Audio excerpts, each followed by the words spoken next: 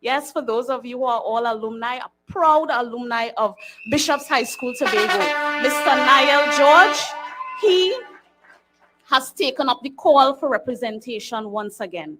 And as someone who has seen him grow over the last few years, I am certainly proud of his journey. And I want each of you to support him in his candidacy so that he can also stand and take that oath on the morning of December 9th, 2021. I would like to present to you your candidate for Plymouth Blackrock, Niall George.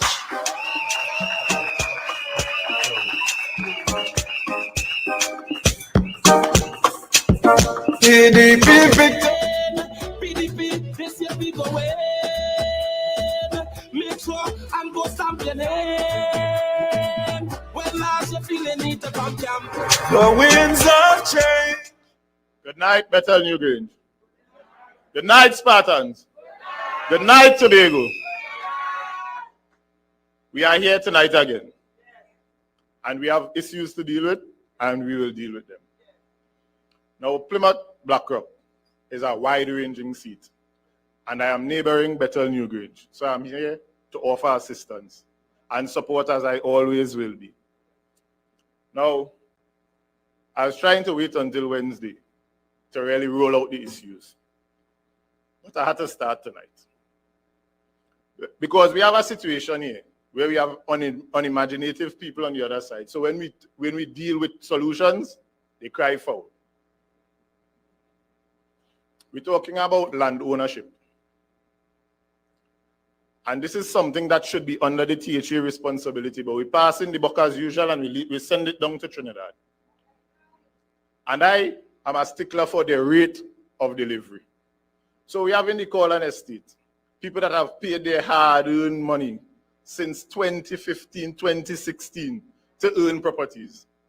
And we are in 2021, and they still have not earned or gotten titles to their properties. They are unable to build houses. Now, folks, let's be real. Every year, the value of the dollar going down. In 2015, you would be able to build a house. And I'm saying to you, if that house cost $400,000 in 2015, I'm absolutely positive it's $650,000 to $700,000 now. Is that a caring administration? Do they care about you? I'm a stickler for their rate of development. Tobagonians, it's time for we to wake up. Tobagonians, it's time for we to take a stand. In canvassing, and you're walking, and people telling you, "Now, we're going to support you, but we can't come out. We can't say nothing. They're holding an axe over this one. They're holding an axe over that one." And we are here to say to Tobagonians, we are about to change the style of governance in Tobago. We are saying to each and every one of you, you are free to support who you want. You are free to vote for who you want. And when election time comes, you compare parties, you compare ideologies, and you compare solutions and intentions, and you vote for who you want. I have friends that are on the other side. Power be to them. They're real good, they're real strong, they're real broad, and they could take real licks. But I ain't taking the licks no more. And I am here to fight for each and every Tobagonian. PDP! Now tonight is about Pastor Terry Baynes. And we have been teammates for a while.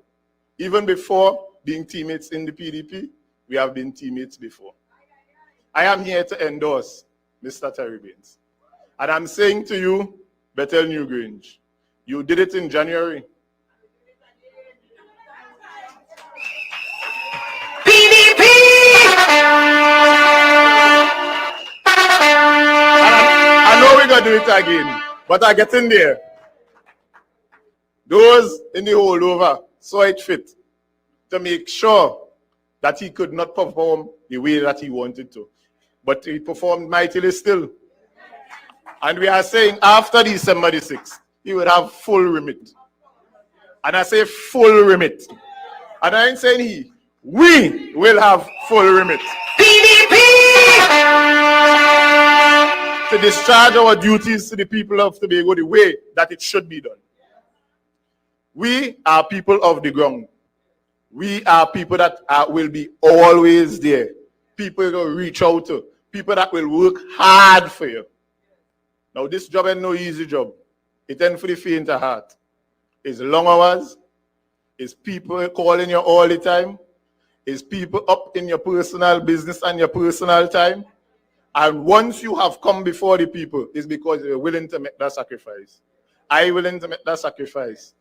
Mr. Terence Baynes is willing to make that sacrifice. The 15 candidates on the PDP slate are willing to make that sacrifice. Now, Tobago, I'm saying to you, you have a choice. Settle in mediocrity or aspire to be great. And I'm saying, with a chief sec like Farley Chavez Augustine, greatness is destined. So let me band together. Let us canvass for one another. We alone can't do it. You all need to play your part. Spread the message. Listen, listen, listen. Spread the message. And on December the 6th, let me come out and let me fix this. Tobago, I say on December the 6th, we work by 12 o'clock. Get out early. They had 5 chances. The PDP needs 1. You see the finger I'm using? 1. PDP! 1. So on the 6th of December, let me get together and let me fix this. Tonight, I'm saying to you, I endorse Pastor Terry Baynes. Let me fix this.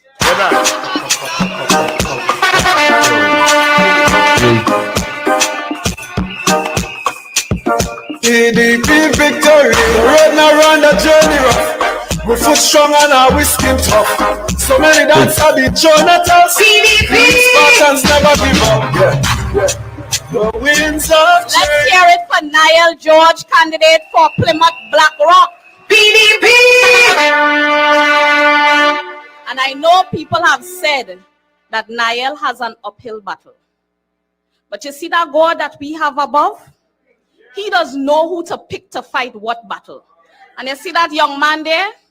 He know that that is the man to get the job done. So Plymouth Black Rock, if you're listening, Niall George is your pick. He is your next area representative. There's no if, but, or maybe about that. So we're warming up on the road tonight. Bethel New Grange. This is one of the places that I consider my home because I grew up in Susulands from a teenager to an adult. And Bethel is a place that I used to work when I was at the Department of Youth Affairs and Sport. So Bethel has a special place in my heart. A special place. Because I watched a number of their young people grow up to be good men and good women. Persons who were part of the Bethel Police Youth Club, who were part of the youth groups in the churches there. So I know Bethel full of good people. And Bethel going to elect another good man. They're going to put him back there. They have no question about that. So our next speaker is a man that I've had the privilege of working with personally. Let me tell you all about Nigel Taitt. I was a supervisor at the Port Authority, and Mr. Nigel Taitt worked in the security department. And as a female supervisor, a small, nobody ain't studying me. When you want to get your ticket to go on the boat, you bowling me over and you going inside, you doing what you want. But every time I showed up to work, and Nigel was by that door, not a man jack pass unless he says so. And if it's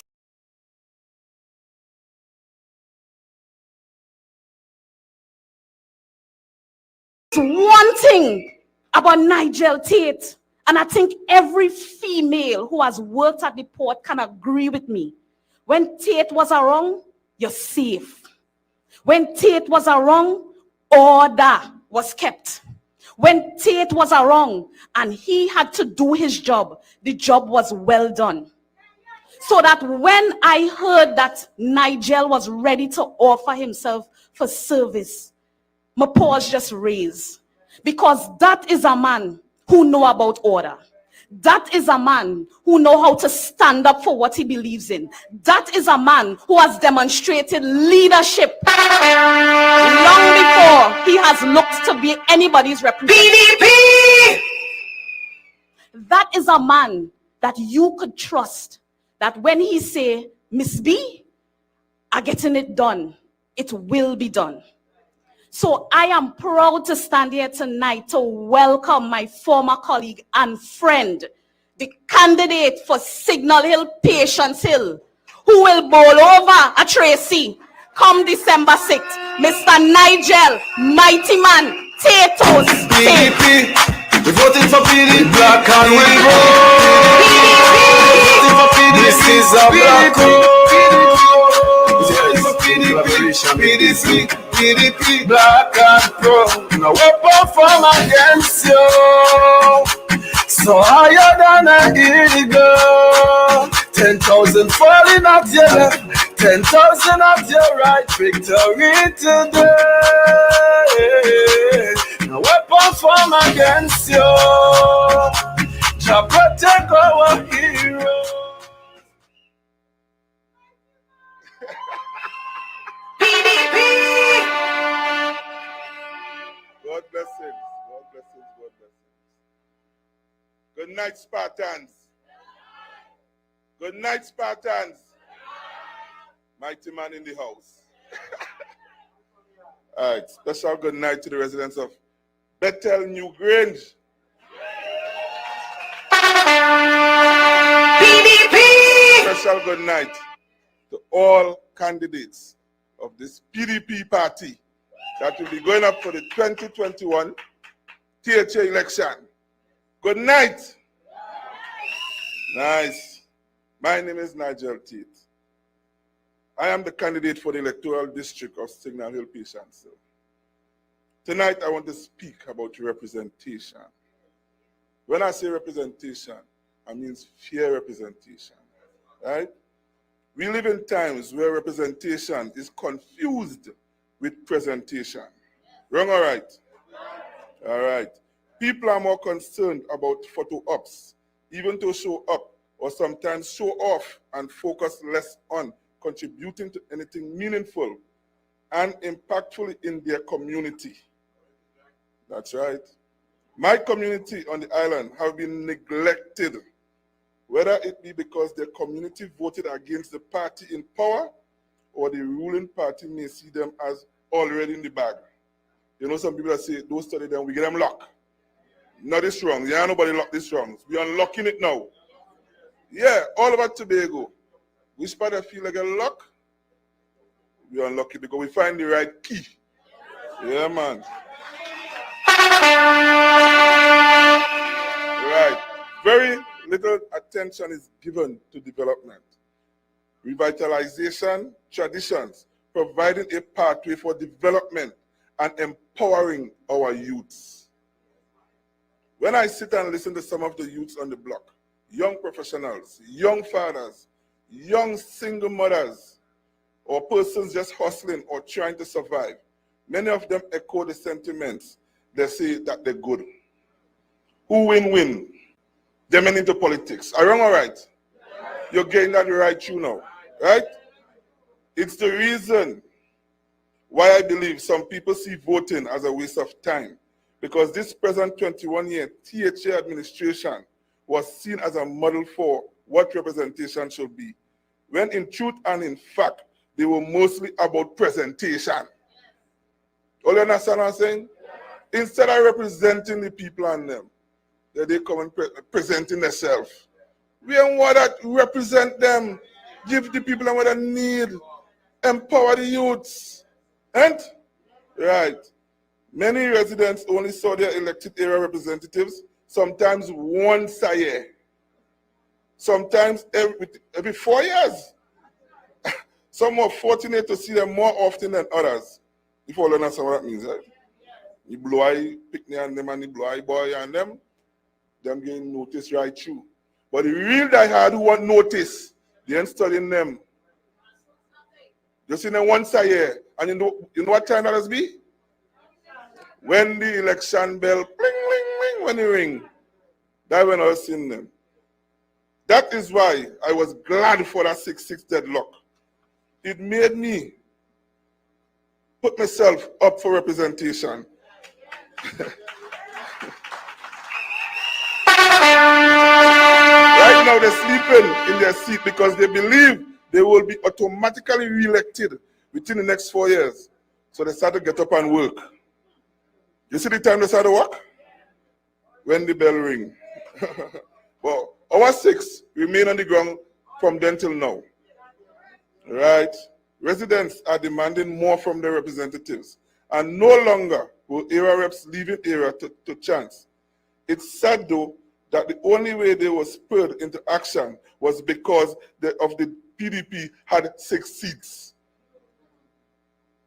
And? Yeah, I'm telling you.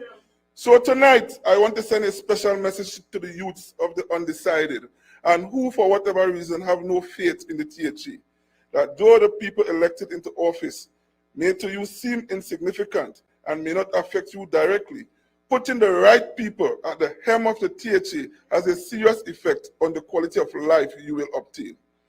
Tobago is clamoring for real, genuine representation and leadership. And the PDP is saying, let we fix this. PDP!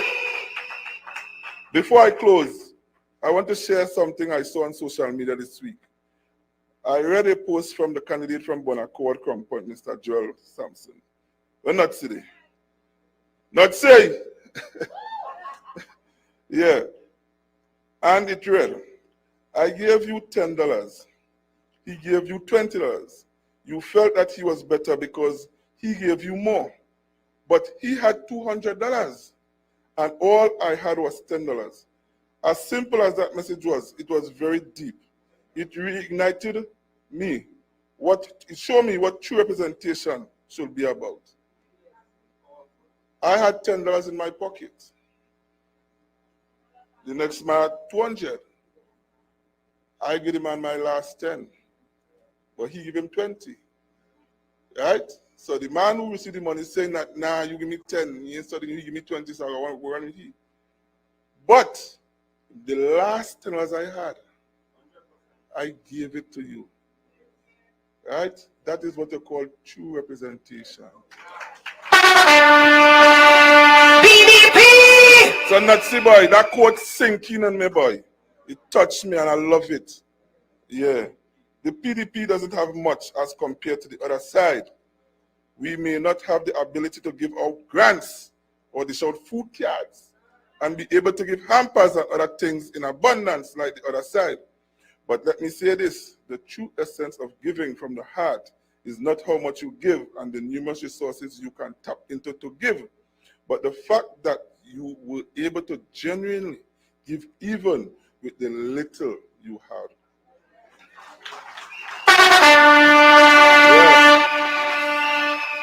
There are many days, tears will come to my eyes when I see how much people need to get to survive. And I will dig deep into my pocket just to help. Because it's not about the fanfare for us in the PDP, but it's about the love and passion we have for Tobago and the people of Tobago. And this defines our candidates. And I want to pay special attention at this time. Mr. Baynes, because tonight is his night. And I will share this with all of you now too. I just vote in Pastor Baynes' district. So I will show you my vote and my family vote. And yeah, I have seen unwavering dedication and commitment to the people in his electoral district. So the people of Bethel New Grange, you chose wisely then, and you must choose wisely now. Pastor Baynes has represented his electoral district with excellence and dignity too, and was able to do more in his district in 10 months than others were able to achieve for a number of years. So true, so true, so true. He could have simply said, my hands are tied. Oh God, I fed up here that term. My hands are tied. Well, he untied his own since last January. And it will remain untied. And it will remain untied because he will help you all. PDP! He is able to work hard and give plenty with the little he had. That's what you call genuine and true representation. So tonight, I want to endorse. Well, I hear the horn blow, this I will say too. So tonight, I want to endorse Pastor Baynes yet again, because if he was able to deliver in 10 months, I am confident he can deliver more in 4 years and onward.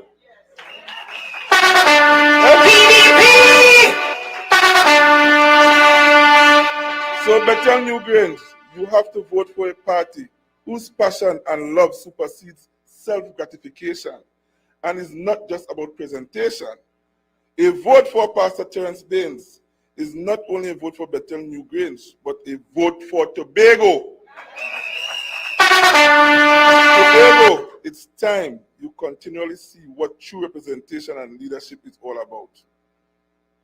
I have one question for each Tobagonian. And after this question is asked, I want you all to go home. Think about what it is I'm saying, what it is I'm about to say, and understand the heights of this message. Tobago, are you truly satisfied with the level of representation that you are getting at this time? I will ask again. Tobago, are you satisfied with the level of representation that you are getting at this time? Right. Think about that hard. Think about it hard, because December 6th coming. We don't want representation when election bell ring. We want representation throughout the year. Right here. Just like how Terence Baynes, Pastor Terence Baynes, has been representing from since then till now. So come December 6th, vote Terence Baynes, vote for the Bamboo Bullify, vote the PDP. I thank you and I love you, Tobago. Spartans, good night. PDP, we're voting for PDP, black and we roll. This is a black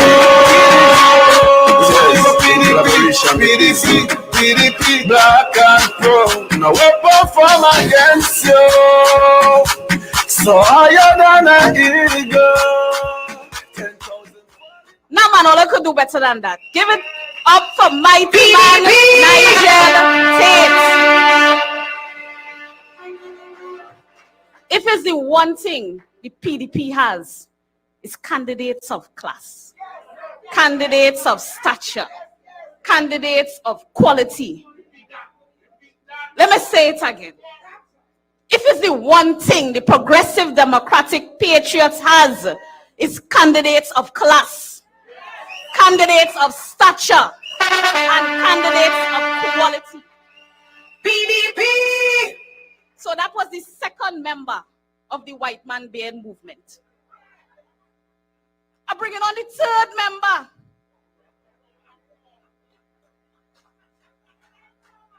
Now I met this man. I didn't know about him before, but I met him last year. Because he come and look for me. I was the candidate then. He was the well-wisher. Well, now I is the well-wisher and he's the candidate. And Buku couldn't choose a better man.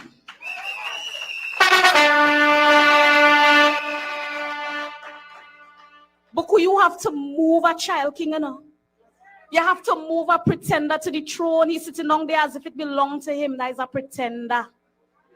That is a pretender. Because the real chief come in December 6th. PDP! All those who were there before was just warm in the seat and doing a bad job at it. Sunny days are ahead, Buku. Sunny days are ahead, Mount Pleasant. Sunny days are ahead. When on December 6th, according to Zia, you jam your ex by the Bamboo Bullify and you jam your ex by Sonny Craig. So it pleases me to present to you your candidate for Buku Mount Pleasant, Mr. Sonny Craig. PDP! PDP victory. The road now run the journey rough. We foot strong and our we skin tough. So many that have been shown at us. Real Spartans never give up. Yeah. The winds of change blowing your way. What's off those chains? It's a PDP! Good evening, everyone. Good evening. Sunny days are ahead. I'm beginning to enjoy this. I must confess, when I came into this race in the early days, there were some scary moments. And I asked myself, boy, what you put yourself into? But as I've walked the electoral district, I've met the people, I've conversed with the people, I said, Sonny, you were made for this. Sunny days are ahead. I like that. I like that. Better New Grange, good evening.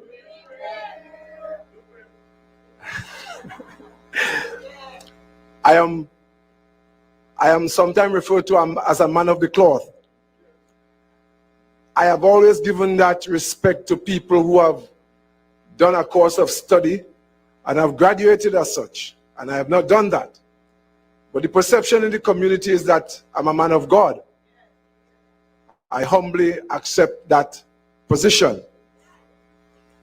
So this evening I'm forced to quote a scripture to begin to share something with you. In the book of Matthew chapter 16, Jesus asked his disciples, Peter to be more specific, who do men say that I am? And when I read it again this evening, I couldn't help but ask the question, Tobagonians, who do men say that you are? Who are you? Well, of course, in the biblical account, when Peter gave all the answers, some say you are John the Baptist, some say you are Jeremiah, some say you are Isaiah. Then Jesus asked Peter, who do you say that I am? And I'm asking Tobago again, who are you Tobagonians? And I want you to think about that. Better New Grange, being a Tobagonian is something special. If you are Barbadian or Bajan, you are special. If you are a Trinidadian, you are special. If you are Tobagonian, you are special. And when you are special, it's hard to buy you. It's hard to sell you. You know, when I look at the climate and what is happening in the political space in Tobago, when I look at the volcanic rising generosity coming from the other side, I said, who they take away for? For 4 years you now give away nothing. And all of a sudden, and they don't even have a white beard to say they miss Santa Claus. PDP! They don't even have a white beard. They're giving out gifts. They're giving out gifts that were bought with our tax dollars. They're taking stuff from us. Give it back to us. But depending on how you see yourself, Tobagonians, you will know how to interpret that giving. Because when you give me a hamper, $500, hey, you are giving me something that is mine already. Who do you say that I am? And Tobagonians, you need to wise up to what is really happening to you in the political space. You need to open your eyes. I am confident most of the Tobagonians that are receiving these gifts are voting PDP. PDP! We need not be fearful to receive these gifts. They were bought with our tax dollars. The road tax money, because the road tax money was supposed to be filtered back to keep repairing the roads continually. Are your roads being repaired continually? So what that says, in a nutshell, is that every time you drop in a pothole and you suffer the decline of the use of your vehicle. Somebody owes you. That road tax money came back to you in a hamper. Take it with grace and vote for the PDP. PDP! You know, I went to Scarborough Sec.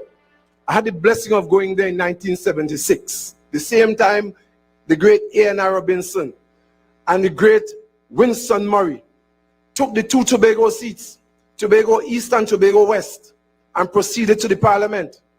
I'm seeing classmates in the audience this evening. Makes me feel much better. While they were in parliament, I sat at the feet of a history teacher in Scarborough Secondary named Orville London. And one thing he taught me that I'll never forget, well, among the other things, he told me that when the oppressors went to Africa to kidnap our ancestors, they carried a lot of pretty things. Things that the ancestors had never seen before, trinkets. Orville London taught me, Sir Orville London, Mr. Orville London, if you please. He told me, he told my class, 1C. There was 1L and 1R. I was in 1C. He taught us that to get the commitment from the Africans to sell out their own, they had to give them pretty little things and get their attention. And while they were getting their attention, they were looking for gold. They were looking for diamonds. They were looking for subjects.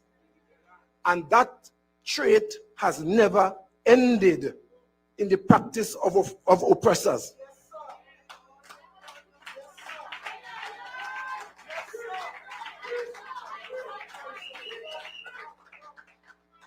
So when you see somebody cannot speak to you intelligently and get your commitment intelligently, but they must use pretty little things to woo you. They must use pretty little food cards, pretty little hampers to get your allegiance. And you know you've been there for 21 years. You know what will happen on the 7th. I had the privilege of conversing with people in my electoral district, piled up on their streets the week before elections of January 2021. The equipment kept piling up. And when they saw everything, they said, yes, at last my road would be paved. On the day after the elections, the equipment just kept going away one by one. Those pretty little things were the tractors and the backhoes. And now they are using pretty little things to pave your road. Roads that you deserved for the last 4 years or the last 21 years. Tobago people, better New Grange, open your eyes. Paving roads is about 5% of the responsibility of an assemblyman. Building box drains is about 5% of what he's supposed to do. The hospital that they built in Roxborough and the police station to try to sway votes away from Watson Duke, that is their responsibility. Basic. When the PDP goes into power, come with me now. When the PDP takes control of the Tobago House of Assembly, we will show you the big things, not pretty little things. We'll show you what your resources could do for you. PDP! And so, this is a crucial time in Tobago's history. Tobagonians, there are some places in the world where different civilizations are questioned and put into packages based on how people perceive them. Are you with me? People are put in sections based on how people perceive them. I was born in Tobago. I know people in Tobago. I'm going to throw a shot here now. And I want you to get me right as I say it. There are people of different races in Tobago, born here. And if they associate with the PDP, they are marked. And the PDP is branded because somebody of that race or somebody of this race associates with the PDP. Are you with me? Tobago people, we cannot allow that branding. PDP people, we cannot allow that branding to hold us in a position where we can't be ourselves. Because those on the other side are not funded by Africans.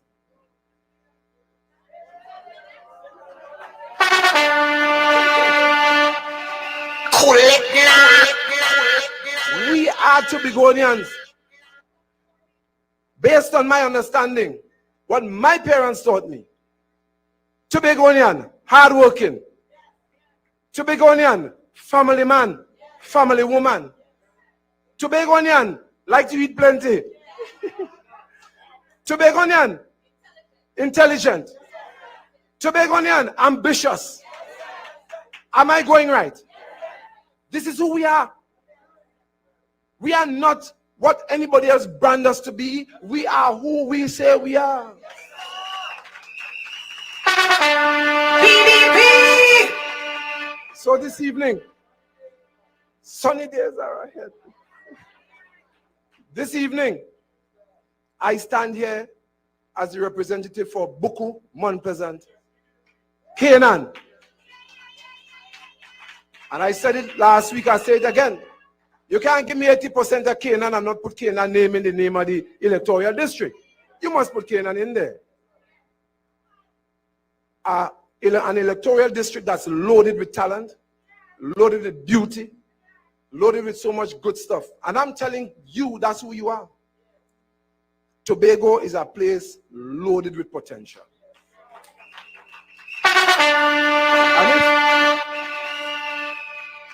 And if there's anything else we should learn from this experience, is that we must hold our heads high. I'm understanding from certain quarters that certain people do not understand how Tobagonians could vote PDP. Who? Outer place? Outer place? You are voting PDP. You have studied the issues. You have looked at where this island is going. You have looked at what has happened for the past 21 years. And you are saying that the best choice for the Tobago House of Assembly in the Assembly elections of January the 6th, of November the 6th, no, sorry, yes, tell me Jesus, of December the 6th, 2021, is the Progressive Democratic Patriots. This evening, I didn't come to do all this. I'm outdoing myself. You know, when I entered the political stream, I read a text in the Bible that says, and I wish I could quote the reference. It said that God has chosen some people to speak for those who have no voice. And if I could do something, I'll do it. What I learned from that passage also is that there are people who could speak better than me on this mic. There are some people who cannot speak on this mic at all. There are people who all they could do is put on a t-shirt, hold a flag in their hand, and get on Bad for Bettelman New Grange. Are we together? Some people could drive. Some people could control the sound system. Some people could film. And some people, all you could do is vote. Some people not doing none and expect Tobago to change. I am telling you, the people of Tobago, this evening, from Bethel, New Grange, from all over the island of Tobago, I'm telling you, do something for Tobago on December the 6th. Come out.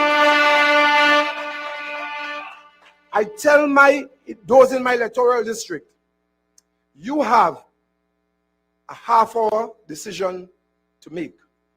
I want half hour of your time. What do you mean, Mr. Craig? I want you to take 10 minutes from your home to the polling station. I want you to take 10 minutes and vote, and take 10 minutes and go back home.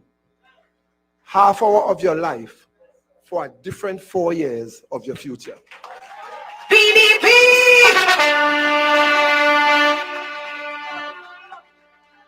When I entered this arena, I entered to work along with the good lady, Miss Boris, and it was a really nice experience. The second time I had a bite at the cherry, I was walking along with this gentleman, Mr. Baynes, and I walked with him. I was bigger than this at the time.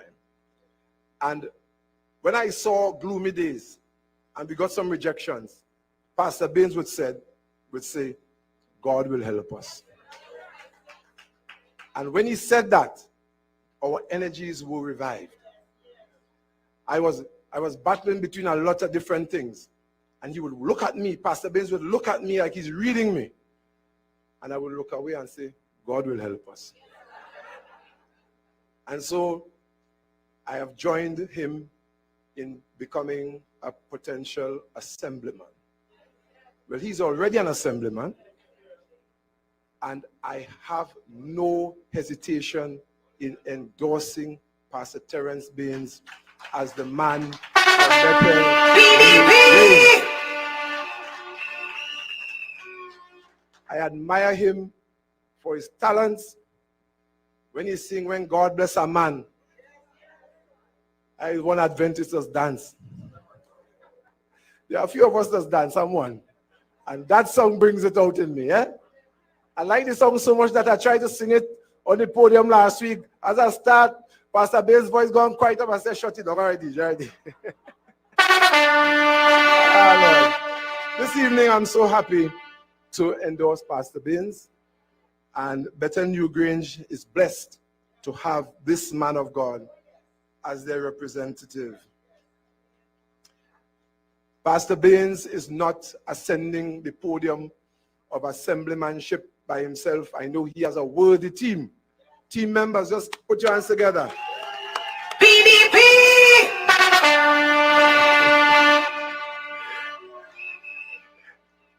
And I know that you'll bring the seat home.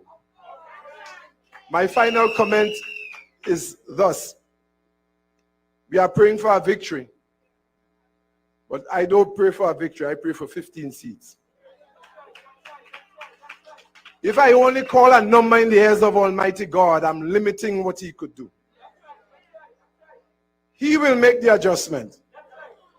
If your mother is sick in bed and you want her to get well, you don't ask for halfway recovery. You ask for full recovery. And when you pray, Tobago, when you pray for 15. And you know why? This 15 love all the other competitors in this race. This 15 will take care of PNM, IAD, come with whatever you want. Once we are responsible for the leadership of Tobago, every single Tobagonian will be lifted up. PDP! And I take a quote that I heard first from the leader of this party, Elder Watson Duke. And he said, a rising tide lifts all boats. Let us support, let us hold the banners high. Let us fix this broken Tobago. Let me fix this. Let me fix this. Let we fix this. Thank you very much.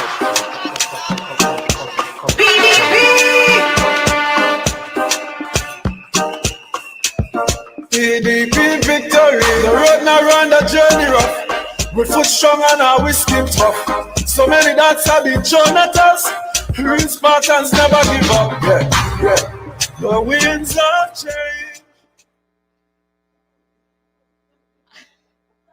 PDP! Sunny days ahead. That is all I could say. Sunny days ahead, Tobago. Sunny days ahead, Buku Mount Pleasant.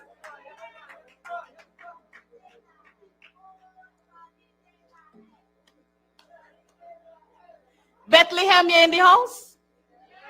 Egypt, you're in the house? Switzerland's where you're there? Riseland, you're somewhere about? We're coming up on the man of the moment. This platform is 5% old talk and 95% real talk. So if you're looking for old talk, go on the other live.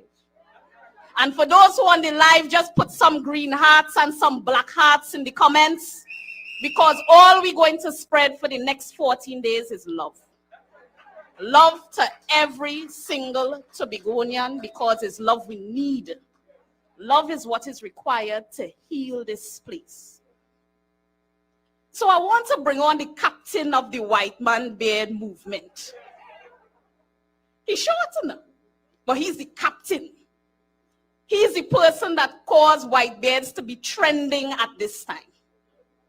And when he walks into any room, the man may be short, but his stature tall like that. His voice could be heard echoing throughout his electoral district. I don't know if this man does sleep. Everywhere, every time I go on my Facebook, is Pastor Baynes doing something. Whether it be he's organizing a health clinic, whether it be he distributing hampers, whether it be he's distributing food, whether it be he organizing lights for a park that was dark for so long. He went into office like the Energizer Bunny, and the battery car done yet. He is the conscience of this team. He is the man that reminds us that God will help us. He is the man that reminds us that regardless of what we do, God will fix things. So I would like to present to you the current assemblyman and the next assemblyman for the electoral district of Bethel, New Grange, Pastor Terrence Baynes. Yeah. Yo, get up on your feet, get up on your feet, get up on your feet, get up on your feet. Let's sing a little bit, let's sing a little bit. Everybody shout, shout, shout, shout. Nothing must stop you. Come on, shout. Shooby-dooby-doo, Satan no up there. Come on, shout. He's gonna back you. Come on, shout. That man bust down. He must down who God bless, none can cause.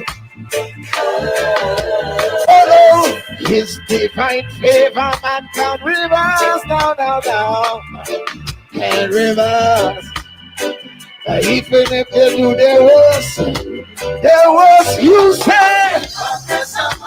Oh, nothing must stop you. Come on, say. Satan will try to attack you. Oh, he's gonna back you. Come on, say. Wheel. It's not selected. Y'all sit down.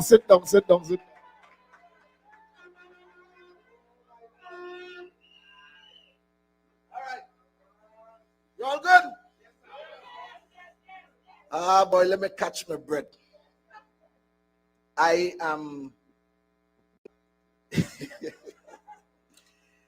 even for the sentiments that have been expressed. My colleagues, Mr. Sonny Craig, Mr. Niall George, and the Goliath of a man from Patience Hill, Mr. Nigel Taitt. I should be on my best behavior tonight because my wife is present. She's not in these meetings often, so I suspect I perhaps do it on purpose. But she's here, and I'm very happy that she's here. My daughter is here as well.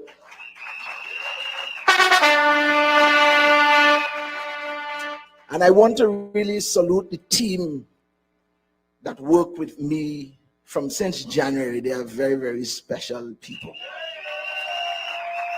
PDP! Yeah. Tonight, my brothers and sisters, I want to take the time and commend our deputy political leader, Brother Farley. You know, I listened to him on last night and the way he dealt with that situation regarding his friend. And I want to say that he has taken campaigning to dizzy new heights.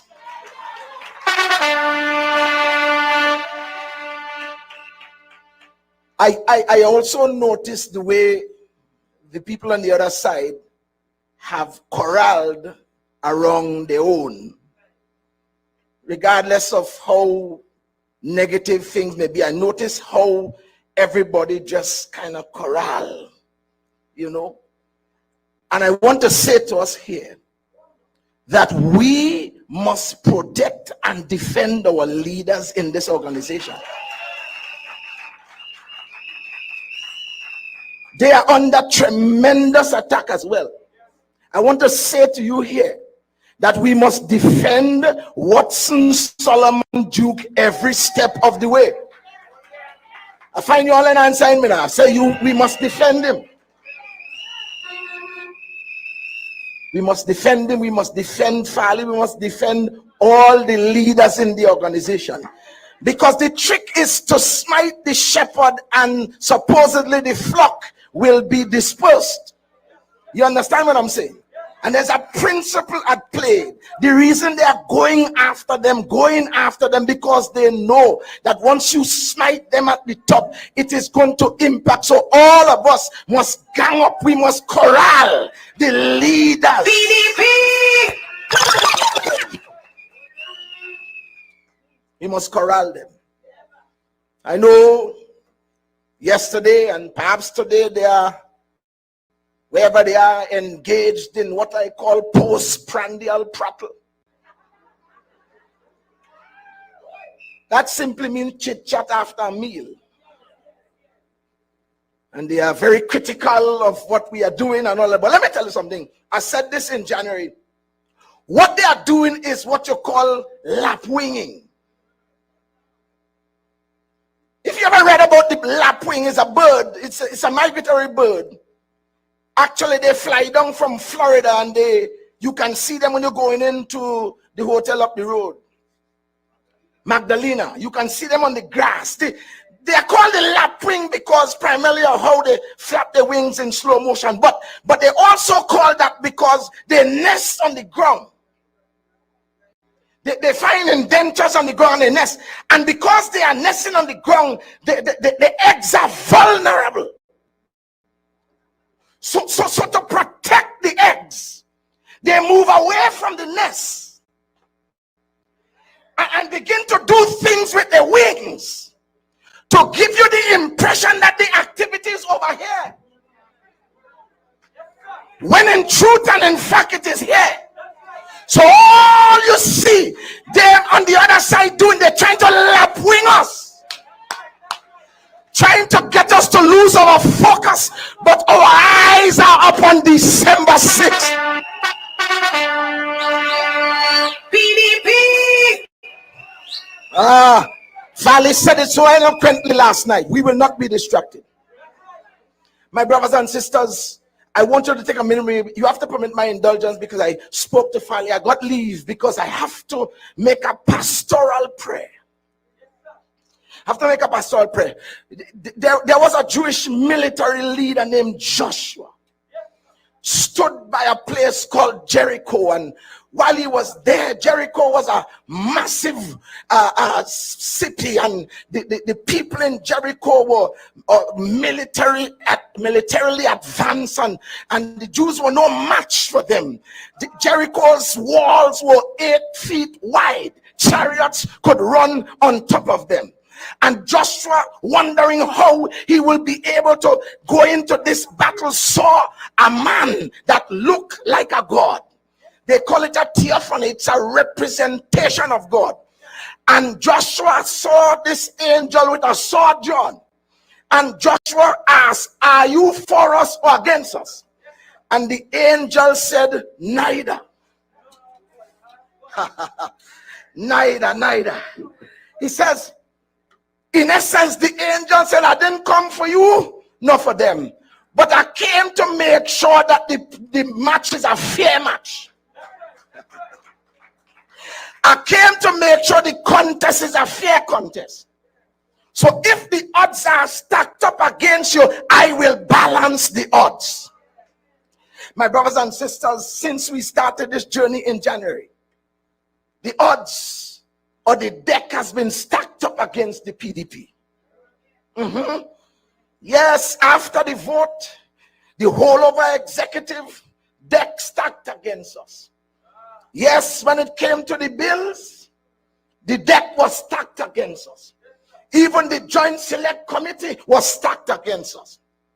And even now, the Prime Minister stacked up against us, the Cabinet stacked up against us. It looked as if we are, and even now, the THA whole over executive with all the money at the disposal seems to be stacking up against us. We look outnumbered. We look like we can't win this battle. This is why we need divine intervention. PDP! So I want you to take a minute with me. I come from the Pentecostal tradition, so I want you to take a minute with me. We're going to pray. We are not going to offer a prayer. We are going to make a petition to God. We're not even asking God to give us an advantage over them. We're just saying, God, level the playing field. I have so much confidence in the PDP 15. We don't need no edge to beat the PDP.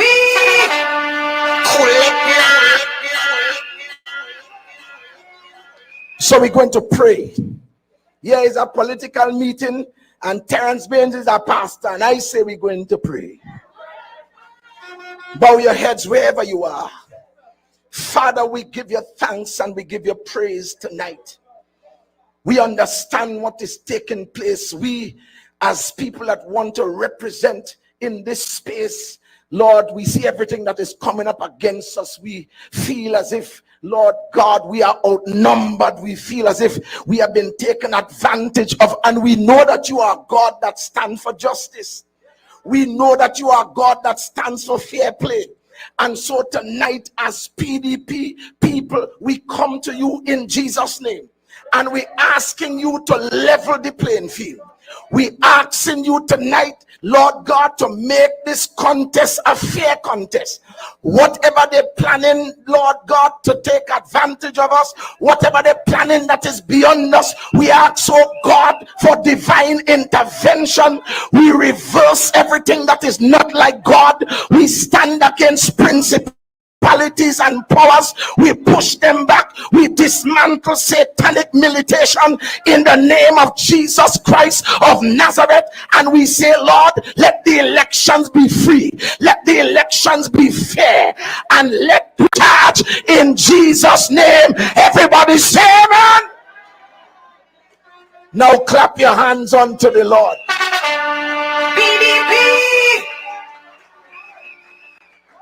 PDP. Yes.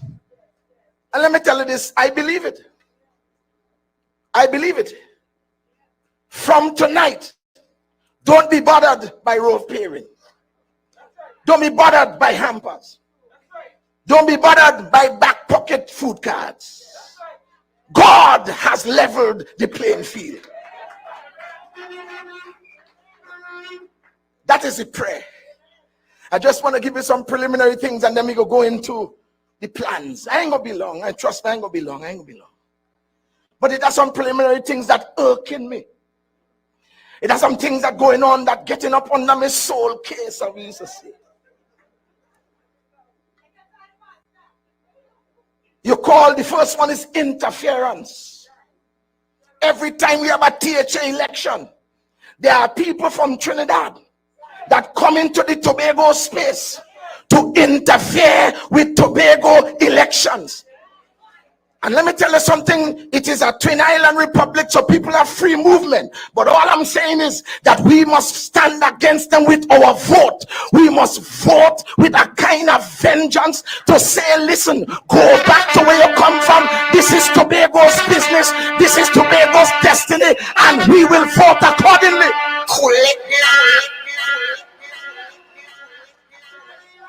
And let me tell you this, not all, but some. Deputy Political Leader Falia was in Trinidad in a doubles line. And there were 3 people talking. 2 senior ladies, about 70 upwards, and a younger guy. All 3 of them of P&M persuasion. I know it from the nature of the conversation. And the guy was saying, I just come from Tobago and I went up and vote. But some of them vote PDP. And the 2 ladies said, Tobagonians so stupid, boy. And the thing get to me because that is how some people view us.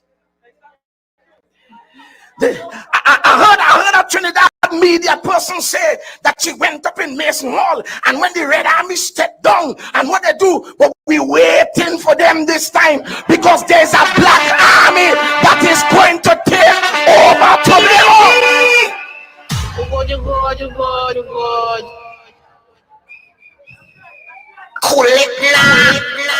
You could do as much, but you can't do as long, eh? To me, just burning no tires and blocking no roads. And maybe that is why people been taking us for granted, calling us imps and calling us all kind of names. That's why our prime minister will come up and insult Tobagonians and all of that, and nobody seems to be doing nothing. But I want you all to understand this time, that we are going to send them packing this time. Whether you be prime minister, cabinet, we will send them packing come December 6th. Vote PDP. Vote PDP. Vote PDP. This interference must stop. This interference must stop. This boatload that coming up to canvas and all that, and they're using even the public service arms of the state. That officers from Trinidad came up in self-help, asking for areas of the state to gain momentum for P&M. I know for a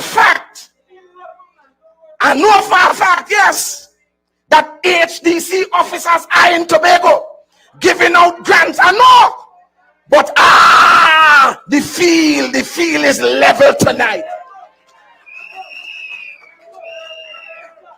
Level. Well, don't talk about in Bethel. I mean, Bethel is a buzz with activity. Bethel, I mean, the amount of roads and all that kind of thing. And you know what I'm thinking? Let her fix it. I just get Mr. Pollard to cut a road for me. I said, let her see it and think, that need fixing too. Let her fix it. What I have discovering that all you see they're doing up there, that is what you consider spoils of war. Because they will have to go and leave every road they fix. They will have to go and leave every road they pave. If they think that road paving and road fixing and giving a little $500 here and a little food card there, that Tobagonians still bow into that nonsense. They have another thing coming. We are sensible people.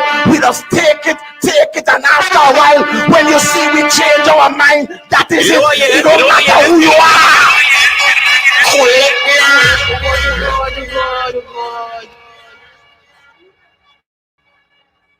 Let me get to the plans, boy. Let me get to the plans. Because let me tell you something, as Brother Farley said this, I ain't be smart too, And it's true, Sometimes Christianity does get in the way, Sometimes the kind of thing they do and say, you just want to dive on them. But the voice of God does say, you are the pastor. You are vying to represent people. So pray for them that despitefully use you and say all manner of evil against you. Pray for them. PDP! And let me say this in passing, because it has some Christian people trying their best to get up under my skin. They're trying to get up. I want to say this. The Bible really says that you should live as much as lieth in you, live peaceably with every man. As much as lieth in you. In other words, to the best of your ability. And anybody that's trying to destroy my character, I don't have to be your friend. I don't have to be your friend. I am not Jesus. I don't have to be your friend. Once you're trying to destroy my character in the presence of people, I want very little to do with you. So I want to put that out there. I tell on space, so it has some people, I just cut them off long time. I block them because me want to see what they put on their Facebook page. I know they don't like me. I know they think the devil sent me. So me and I don't try to prove nothing. Let me focus on see if we could win this seat in Bethel New Grange and bring representation to the people. So let me come to the plans. I almost see all you pray for me, nobody. But Bethel New Grange, we have some plans. In Bethel, we will continue the rehabilitation of the roads, because the amount of roads in Bethel that bad, they can't fix all by election time. They will try, and we will take what we could get. Yes. You see that Montgomery Recreation Ground? We need to do some work there. First thing we're doing, we will put in a jogging strip right around the field.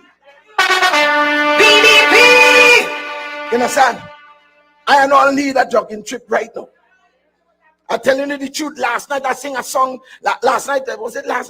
No, up in Lambo. I sing one song and I was huffing and puffing. I need a court, a strip to walk around and jog around and all that and look like if I'm doing something. There is some flooding issues in the front of the pavilion when it rains. We have to do some work to fix that. We still there, you know. The lighting, so that we could have some night activities. We need to fix the lights around the field as well, and we will fix it. We want to reintroduce the sporting disciplines because you see, the amount of youth we have, sport gets people out of trouble sometimes. Keep you out of trouble. Yeah, when you exercise and you're tired, you go home and sleep. So we want to make sure we're going to restart the football league in Bethel. That's all I said about that. That's all. We're going to restart that. And then the other sporting disciplines, basketball, netball, we have a professional and prolific netballer that lives in the Bethel New Grange area. And I've had conversations with her already about this matter. I started a conversation in January with the management of the Mount Irving Hotel. I don't know what is the state of affairs now about bringing back the Pro-Am golf tournament that used to happen every January. PDP! And its attendant commercial activity. And I will pursue that further to see if we can have a working together, a kind of public-private partnership. I and all want to learn to play golf. And I like the swing. Also, and that's we're still in the Bethel area. We want to move on to Susurlands. Now, Susurlands have some recreational area. There's a Susurlands, fortunate, have a western park and an eastern park.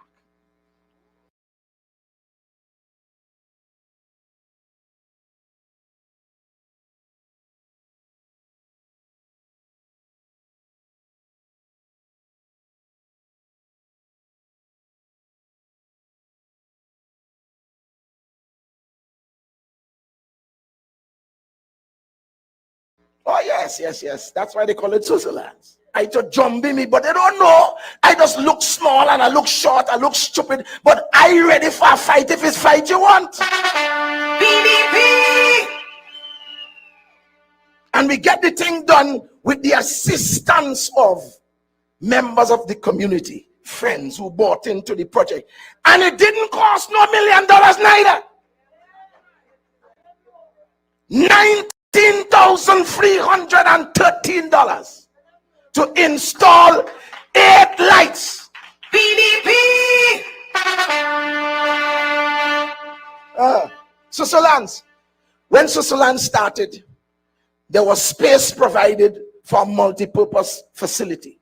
We will build the multi-purpose facility in Susolans.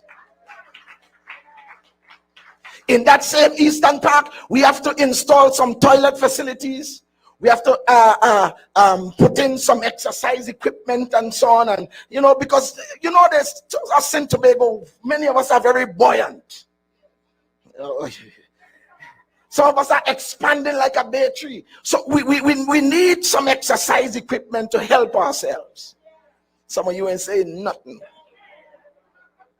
Exercise equipment, and we want to put in some stuff for the children play park, because the park is a beautiful place. So we will be doing that also in the park. We will also, a lot of people don't know the history of Susolans.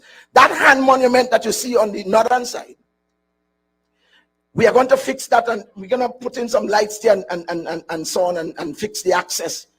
And we have to put a proper plaque that can be read so people could understand what happened for these people to have these huge properties in this place they call Susolans. Many of you do not know those lots were sold for $7,000. And the plaque will have all the information about how this thing came into being. And we will also rename that Eastern Park the Pamela Nicholson Park.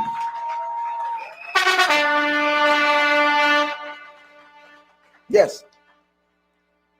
Canby, Buckonview Road. You all inside.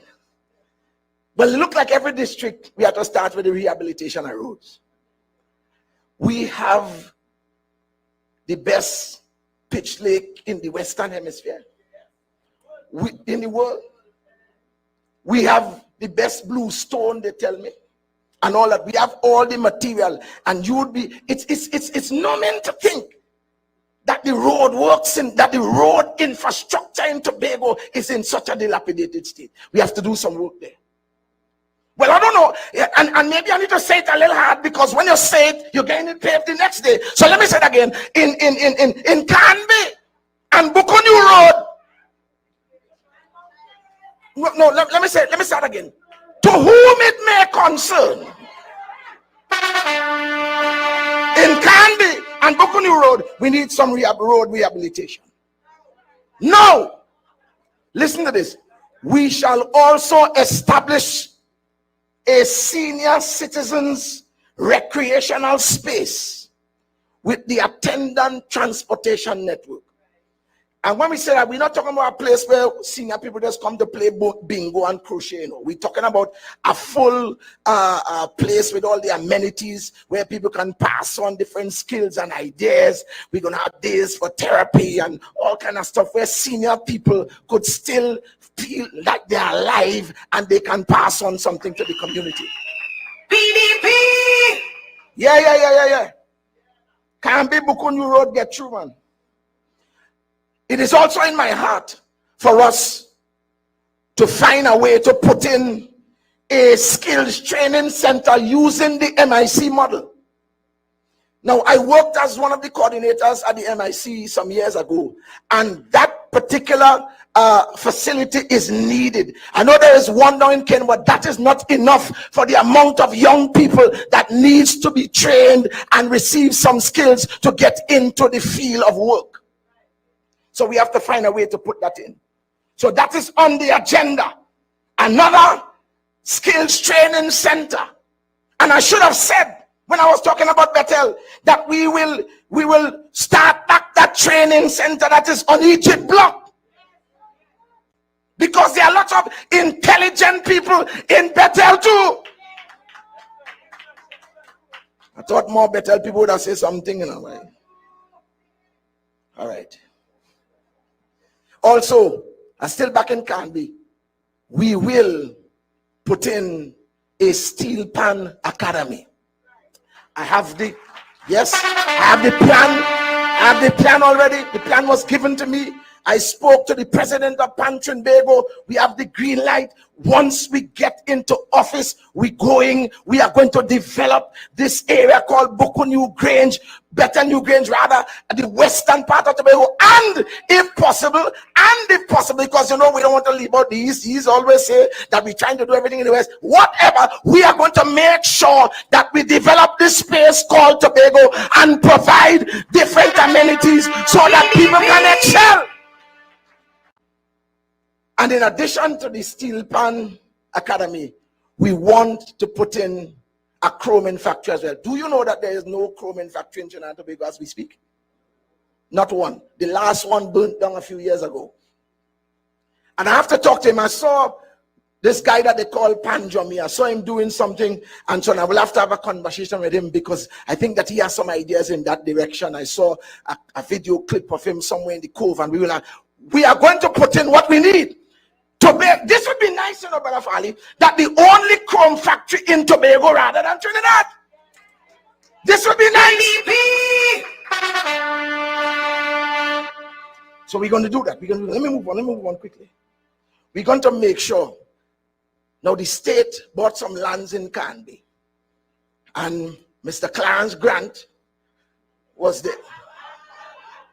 I'm following the leader.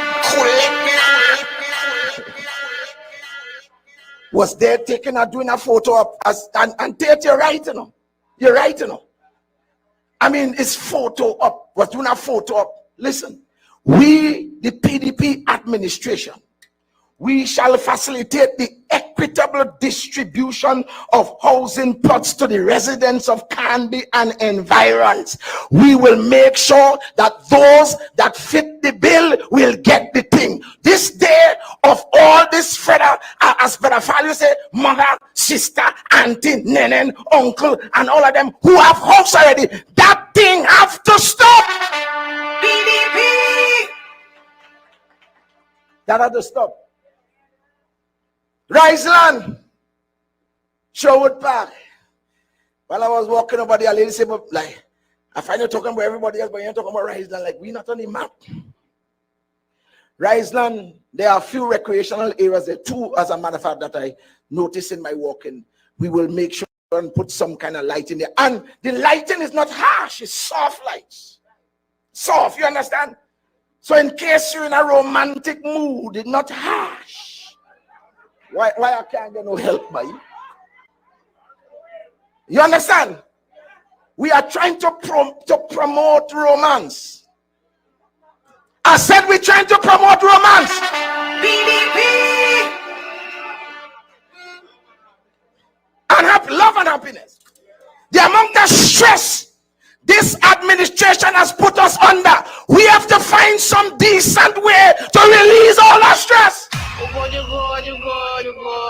PDP! So we put some soft lights.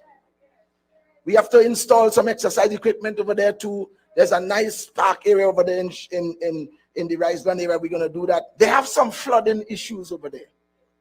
And we have to do our best to address those flooding issues. There is need in that area that you call New Providence. There is need over there for some vigorous road works, boy. And I learned by walking over there that they have connectivity issues. They don't have the kind of consistent cable provision over there either. I learned also that they need three things, basically. They need a dedicated water supply. Not say, well, waterfall. I know the man Grant threatened in his speech sometime, trying to tell us that they're sending home workers, and he was actually throwing that at Nazi. But whosoever diggeth a pit shall fall in it. I always tell people, when you're trying to pull down somebody, you're trying to destroy somebody, when you're going to dig a grave for a man, make sure you dig too. Because we are dedicated and our eyes are set upon changing the governance landscape in Tobago. And we are not going to return evil for evil. As Valley said, we are going to be gracious in victory because the entire Tobago needs our help. PDP. So we're going to make sure that we facilitate optimized connectivity over there in New Providence. We're going to make sure that New Providence have a dedicated garbage disposal system over there because they have that problem as well.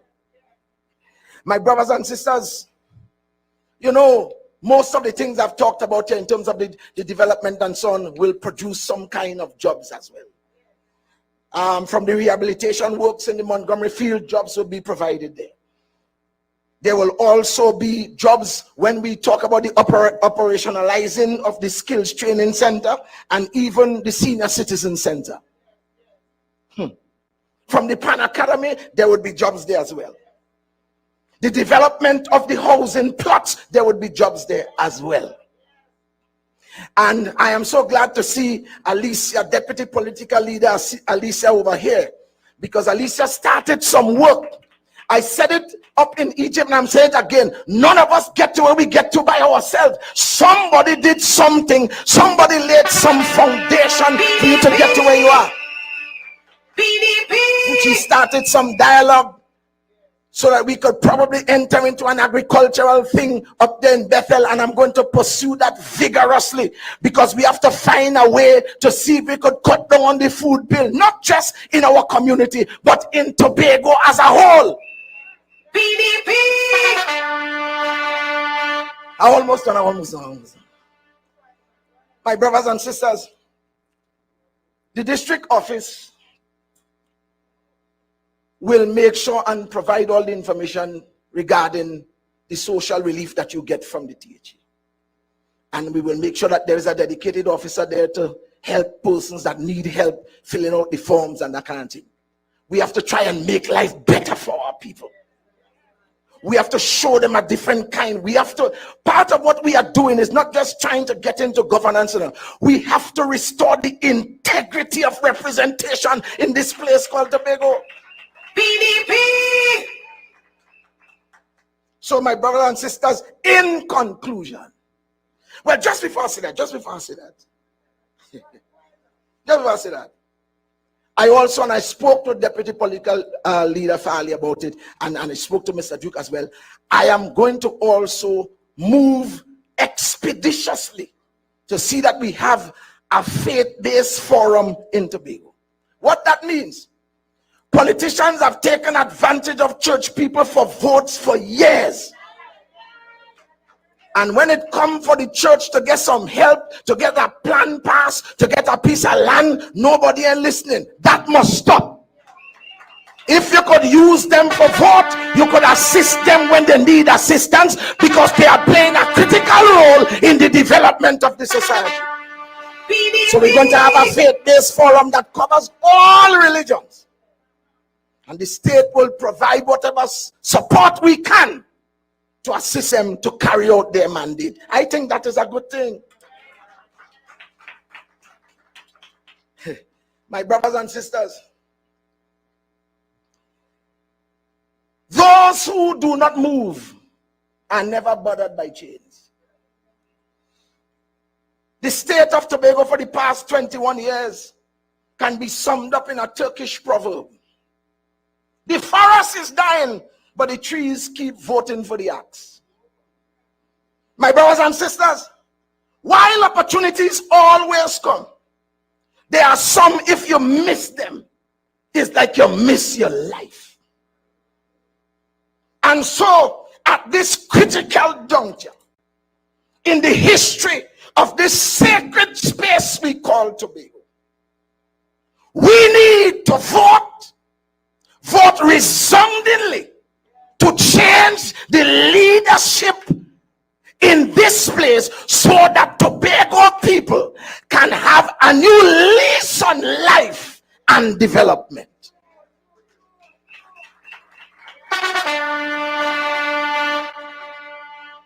Tobago has been in stasis, flatline, lost its momentum for 21 years. But thank God for the PDP. I said, thank God for the PDP. PDP. You know, when you look at television, I know some of you see any of those medical movies and so on. When you're in the hospital and you see a flat line, a flat line means you're dead, you know. Flat line means, but when you see it start jumping up and down, that means there is life. And we are not at all suggesting to Tobago people that this journey is an easy journey. We will have to do some stuff. We'll have to go up, down sometimes. We are going to go and fix what we can fix, one day at a time, one step at a time, holding our hands, one hand in hand going forward. This requires all Tobagonians coming on board. My brothers and sisters, this is a time to vote for a different Tobago. Get yourself ready. Get yourself ready. Change has come to us. So, when they come to your home, I mean them in red, with decades-old promises, monetary and social inducements, intentions of inexactitudes, that really mean lies. Say to them shamefully, nobody lives here.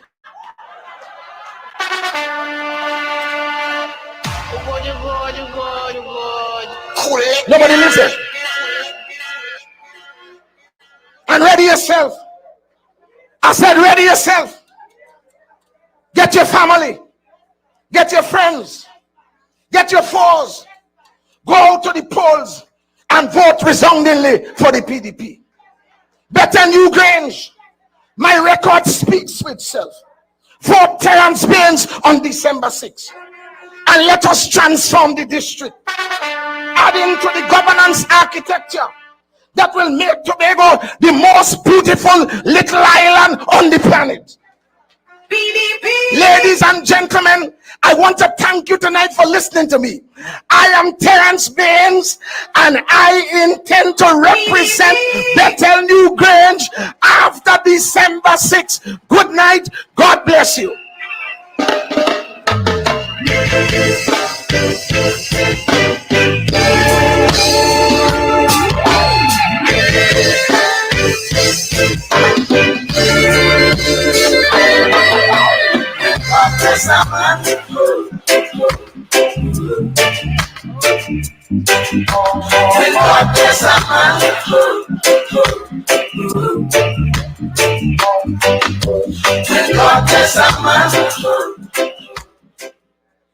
You see why he is the captain. You see why he is the captain of the White Man Bear movement. The captain has spoken. He talked plans on the operational level. He talked plans on the tactical level. And we leader coming to talk plans on the strategic level. And if it's one thing we know, is that every single progressive democratic patriots candidate believes in this team. They believe in their leader. They believe in this vision. When they come up on this podium, you can't help but understand why this is an exciting time to be a Tobagonian. The pastor talk about fat line. But we doctor here. He going and resuscitate this place. If he have to massage us back to life, he will do that. If he have to shock us back to life, he will do that as well. I tell you, this platform is 5% old talk and 95% real talk. And Tobagonians need real talk right now. We need real talk right now. We need real leadership right now.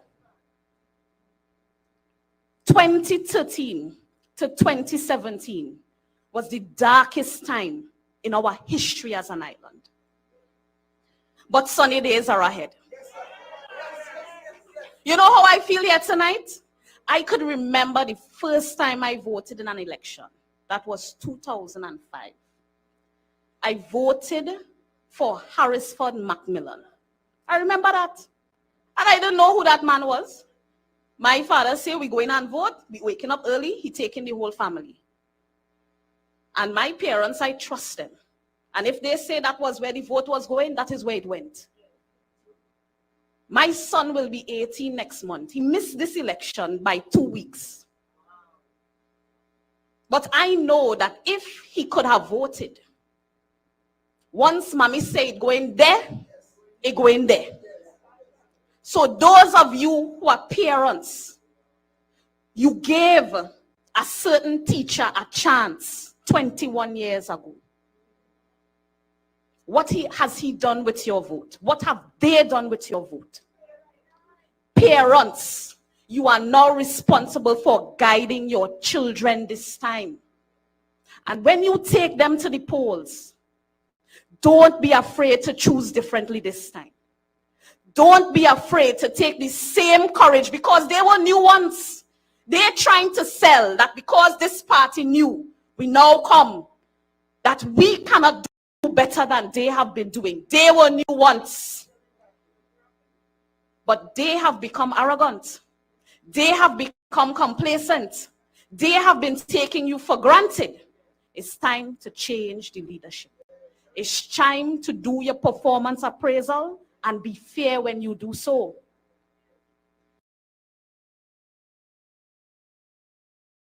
I am bringing to the podium a man who is no stranger to leadership. Because, as I said, that seat that they warm in, the next 14 days, enjoy it. Live it up. Drive around in the car. Nobody have a problem with that.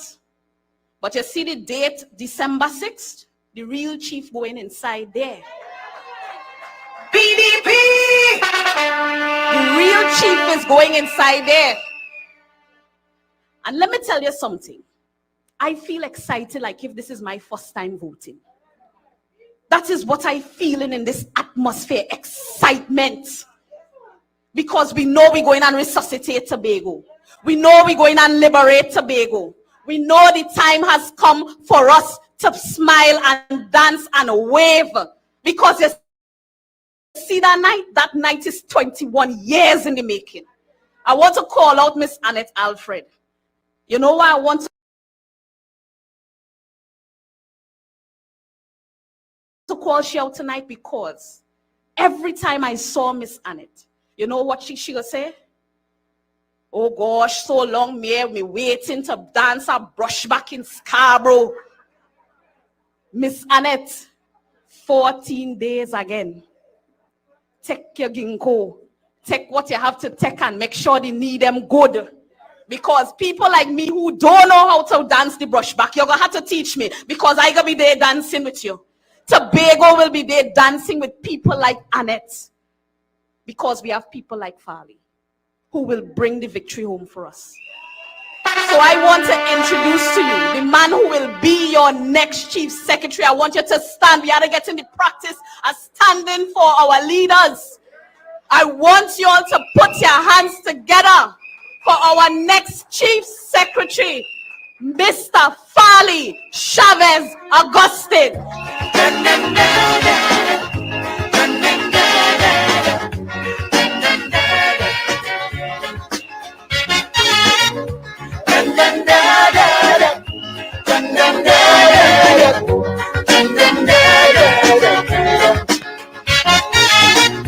We got them holding on in order to stay around. In a life that is balance. For it is nature's way until judgment day. Weakness ain't got a chance. Playing strong cause I realize the price little one must pay. To keep the big one in paradise is torment and misery all day. Destruction of the weak is nature's plan. The humble and the meek must understand. This day of the strong man is the devil's heyday. So they will bite the ground when the master plays.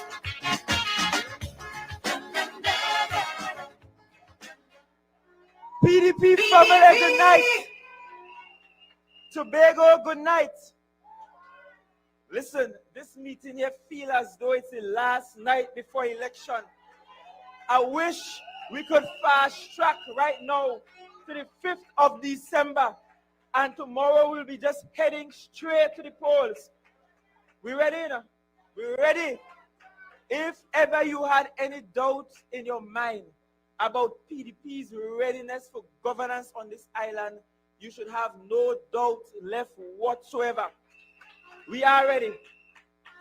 Tonight, let me start by acknowledging our leader, Comrade Watson Duke, and our deputy political leaders. We have Comrade Alicia Roberts Patterson and Comrade Dr. Faith B. Israel, the chairman and all other members of the executive of the party. After Pastor Baynes' presentation, I think I could just do the benediction and we go home. And I am asking myself if I really have to wait till quite the 28th to talk about my district plans. Because I hear in all of these wonderful plans, district by district, night after night. And I can't wait to show how Palativale, Lansom, Speyside will become the best district on the island. And I'm not biased about that. It's just that it is the greenest, nicest part of the island, and we have to protect our heritage. Is that what they say we have to do? PDP. Tonight, I want to start by asking a simple question. Who is a Tobagonian? And perhaps you will think Brother Sonny was looking in my notes, because he started. And the reason why I'm asking that provocative question is because I try my best. You see, I don't normally listen to my opponents at all. If they're on the TV, I switch the station. If they pop up on my Facebook page, I just move up fast. If they tag me, I ignore it. Or I untag myself if I have time. I don't normally listen. But I got some snippets in passing. And I recognize that some people are trying to confuse the definition of who a Tobagonian is. And I want to start by telling you see them Tobagonian by birth, B-I-R-T-H, but became Trinis by both, B-O-A-T. Let us stay with it there and don't come and try to define and redefine you, please. So please send that message to the man from Mason Hall. That might have been his place of birth, but Tobagonians rejected him in the past when he tried to run for a seat here in Tobago, and we will reject him today in 2021. But as I started to think of what it means to be a Tobagonian, a famous poem came to mind from Derek Walcott. And we should all know Derek Walcott because he got a Nobel Peace Prize for literature, well acclaimed, well accomplished. And this poem is called Midsummer Tobago. Extremely simple. He said, broad sun-stoned beaches, white heat, a green river, a bridge, scorched yellow palms from the summer sleeping house, drowsing through August. Days I've held, days I've lost, days that outgrow like daughters, my harboring arms. End of poem. For Derek Walcott, Tobago was just that simple. And for many years, we thought of ourselves in such simplistic tones. Nice beach, nice culture. We could dance good. We could sing well. We're good with the performing arts. Lovely people. We're friendly. And that's all we use to define ourselves. But there comes a time when you have to redefine yourself. Because sometimes people like to take your niceness and your sweetness for weakness.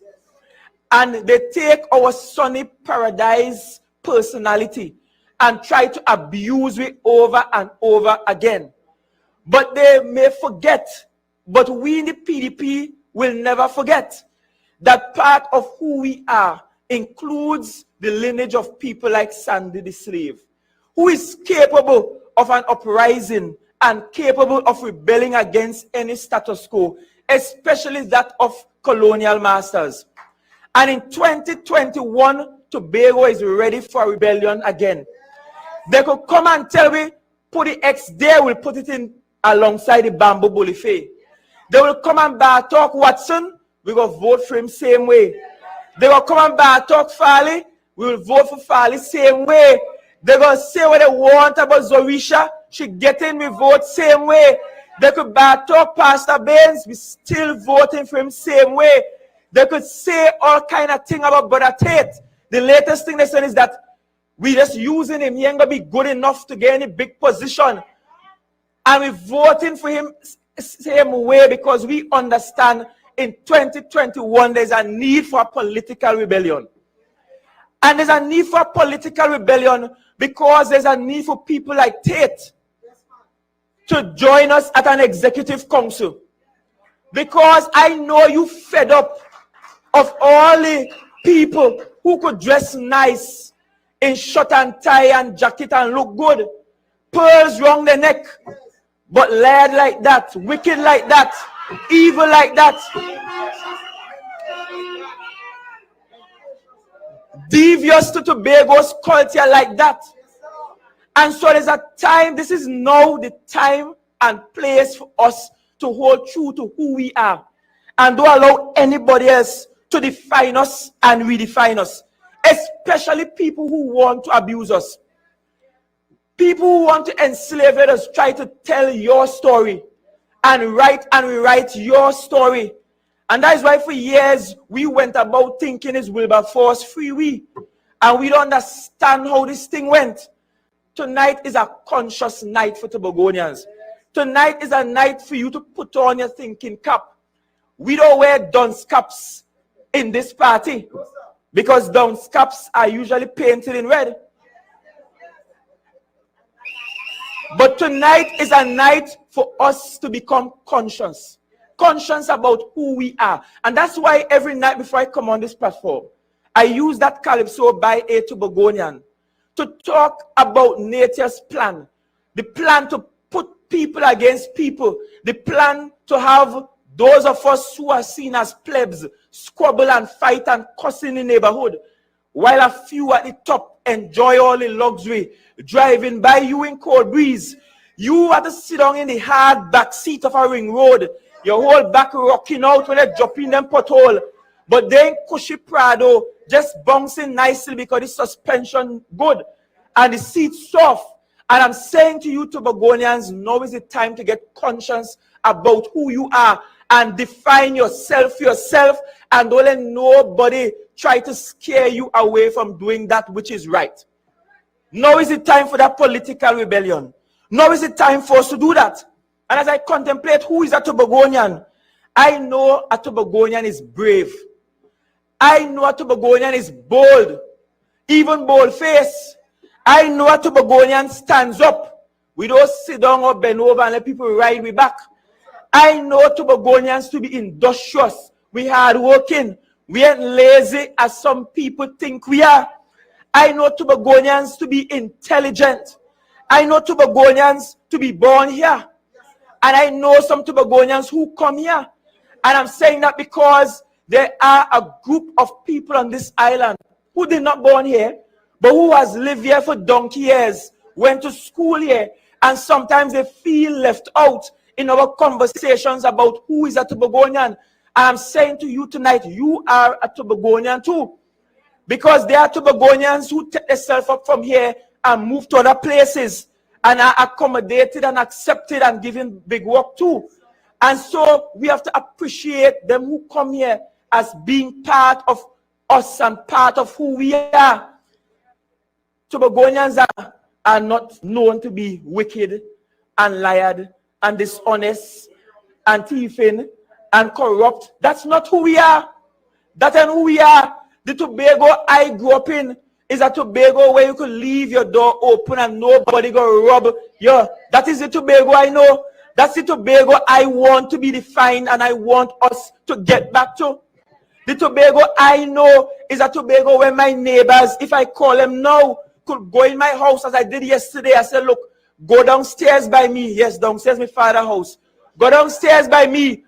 Open my room door, which still open to this very moment. Go inside there, go see some PDP flags XY place. You will see a box here, XY place. Take what you need. And I go in my room today and not a thing got stolen. That's the kind of Tobagonians I know. So who redefined us? Who changed us? Who told us that that was not who we are? And that's why this election had to be a conscious election. That's why this election, we have to put on our thinking caps. And tonight, as I talk about who is a Tobagonian, I want to start with our young men. I want to start with our men folk. And from this platform, you have heard from the women. You have heard their expectations for single mothers and so on. But we want to talk to our young men. Because far too many of our young men have warped views about who a Tobagonian is and what a man is. Far too many. We complain and we whine about the fact that so many of them are much more comfortable on the block, liming, idling, than they are actually in something productive. But maybe we should stop and think for a second.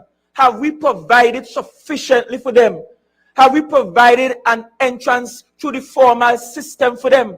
As far as they are concerned, they are locked out of the system. And let me tell you, in a society where groups of people feel as though they don't belong, they unconsciously try to destroy that society and destroy themselves. And that's why in this election, we cannot be caught up in all the hype and noises and distractions and the lap winging on the other side. Shoot the damn lap wing. And let us get to the root of the problem and fix the problem. Because we have some young men to save. I've had calls to say to some young men today, I said, look, you ain't ends meet.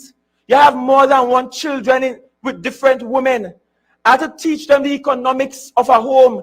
I had to say to them, I said, look, you know, if you had one woman with all them children, you could buy one pack of milk and share.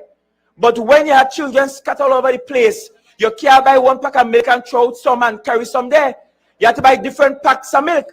And so your own personal income is diminished by your life choices. We have to have those kind of hard conversations with our young men. We have to teach them how to pull their pants up on their waist, how to walk with dignity. We have to tell them that you don't have to be rich to have integrity. We have to tell them you could be poor but pious too. We have to tell them that they need to take care of themselves and be proud of who they are. We have to teach them that not everything they see on TV and hear in the music that they have to follow. We have to give them opportunities. And so tonight, this is a conscious message because we have to find a way to reach out to our young men. We have been talking to our young ladies, but don't want to leave our young men out.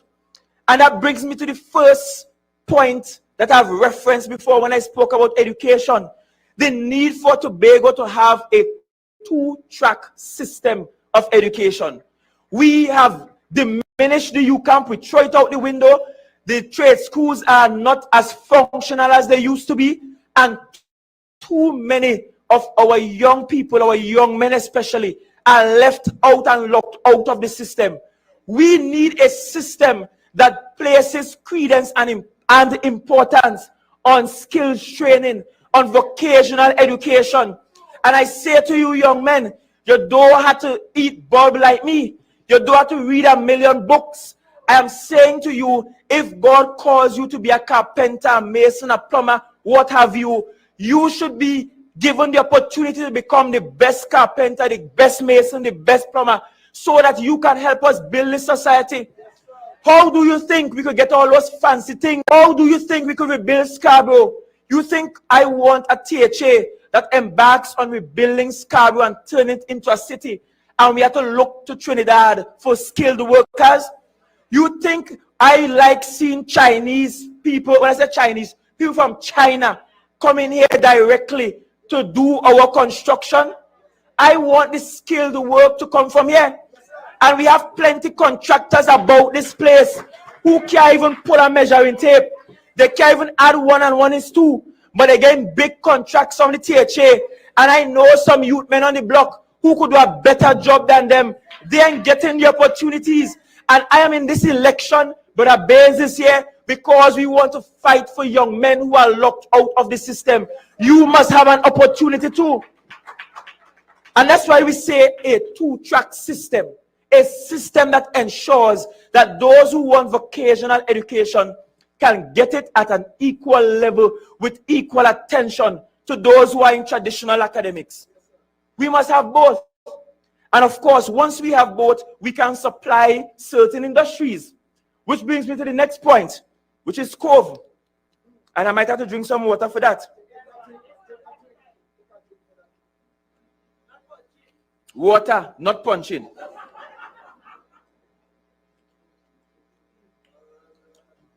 We have Cove as a light manufacturing and industrial center. It is supposed to be a hub, but it has failed. And it will continue to fail unless we do just what I just said. Unless we have a two-track education system. Unless we put some emphasis on vocational education. And let me tell you this nonsense we have that people who choose vocational education are somehow dunce and then bright enough. That is foolishness. Let me tell you, I can't afford some of them people less salary now. Them skilled workers salary making more money per day, per hour than I do. With all the books and university I go to, I cannot outmatch them on earnings. And so we need to change our mindset and culture about vocational education if we want to rescue our young men. We have to change that. And when I look at Cove, which is supposed to be the center of nurturing private sector business on the island, we have failed. And we have failed because we have some factory shells there where you could go and rent an empty factory space and set up business. But the cost is prohibitive. The cost is extremely high. You can't afford it. And what pisses me off is that while you cannot afford it, we could find all sorts of incentives to give to people to come and plant fresh berries that you, Tobagonian, can't get. You deserve it from them. You can't get moratorium on taxes. You can't get taxes waiver. You can't get a reduction in the rental price. You can't get the big incentives. But an outsider could come and get the big incentives. And let me tell you, the reason why you must vote for PDP is because PDP is a Tobago-centric party. And PDP will put Tobagonians first and foremost above anybody else. We have to change that. And we have to provide the incentives to those who want to get in. We have to take those who are in agro-processing. You're still struggling in your home kitchen, trying to make seasoning in your home kitchen, trying to make dry fish in your backyard and package it in your kitchen. You could barely cook in peace in your own house because you're trying to convert your house into a factory. We have to think bigger than that and larger than that. And so we have to find ways to pull these industries from home industries and graduate them into actual industrial type operations where people can produce more.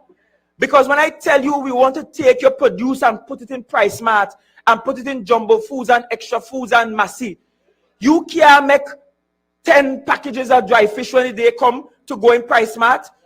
You have to make thousands. And to do that, we have to facilitate you. That's the purpose of the THA.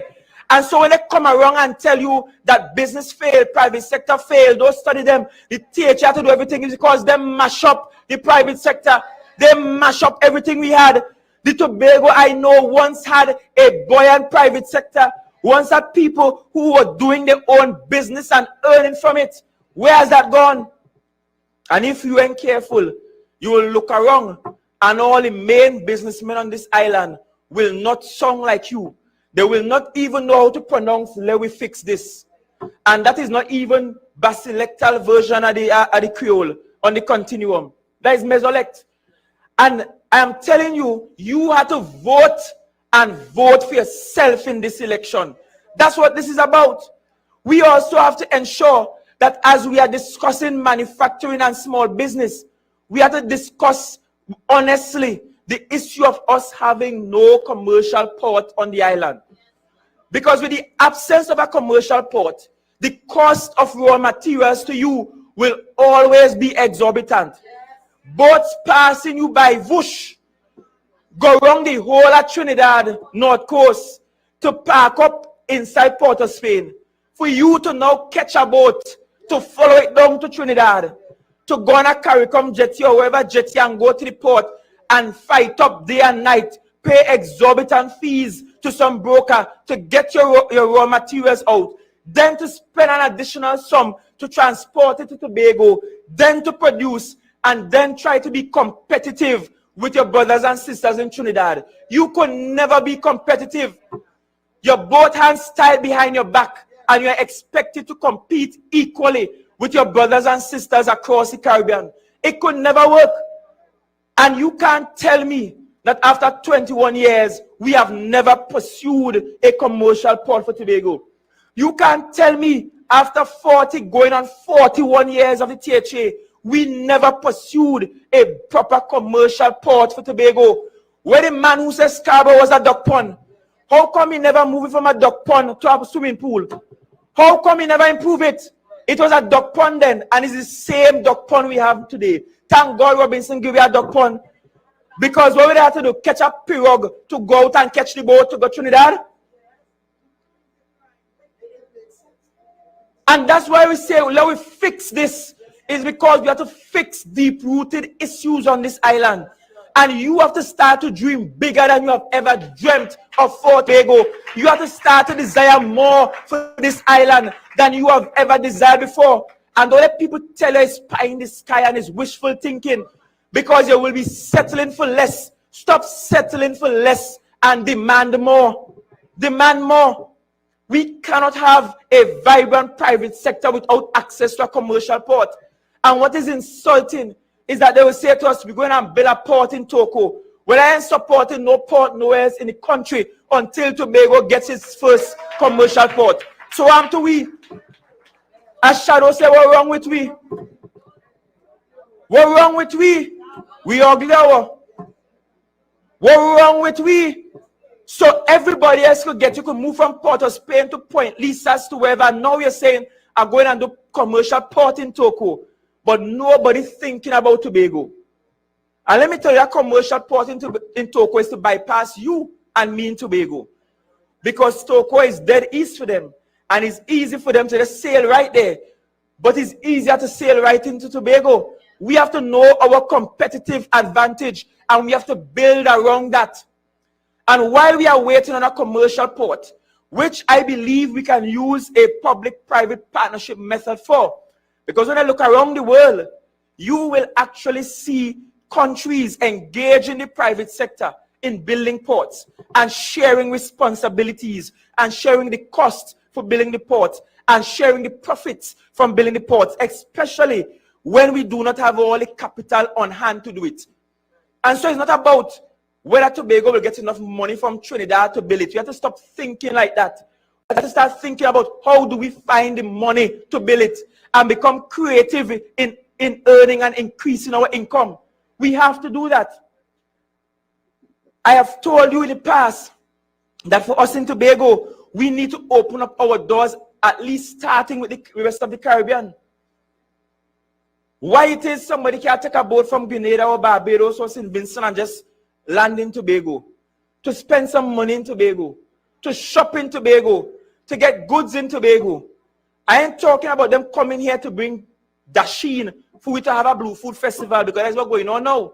Once that I imported dasheen up and down the place. But I'm talking about us opening the island to commercial activity so that the rest of the Caribbean will see us as an equal partner. We have to break through that mold they put us in, where everything is one for Tobago. That has been the plan. That has been government policy for donkey years since independence. 20 for Trinidad and 1 for Tobago. Because that is all we deserve. One little one somewhere about. Just, oh yes, there's Tobago. All right, we will get them one. We will get them half. That has been government policy and attitude towards the development of Tobago. And that's why we have to take charge. That's why Bethel New Grange had to vote for Pastor Terence Baynes. That's why you have to vote for Brother Nigel Taitt. That's why you have to vote for Sonny and all the others. Because we cannot continue being the poor little melancholy island that they describe us as. We have to break out of that mold and demand more for ourselves. And there is only one chief secretary candidate in this race who is willing to demand more, and it's Farley Chavez Augustine. Just check my middle name and you'll hear revolution in it one time. I ain't afraid nobody down there. And certainly, I understand how this politics has gone. And I understand that part of their fear, why they are trying to inject fear in you, is because they don't want a Tobago that will demand more. They don't want a Tobago who will stand up and speak out. Remember when they treated Ochoa Charles? As he started to stand up and he started to carry people along Trinidad to protest and he started to make noise and demand more for Tobago, all of them gang up. All of them down in Trinidad. All the parties down they gang up. All the big high-class businessmen down they gang up to make sure he lose. And I'm saying, Tobago, time to wake up.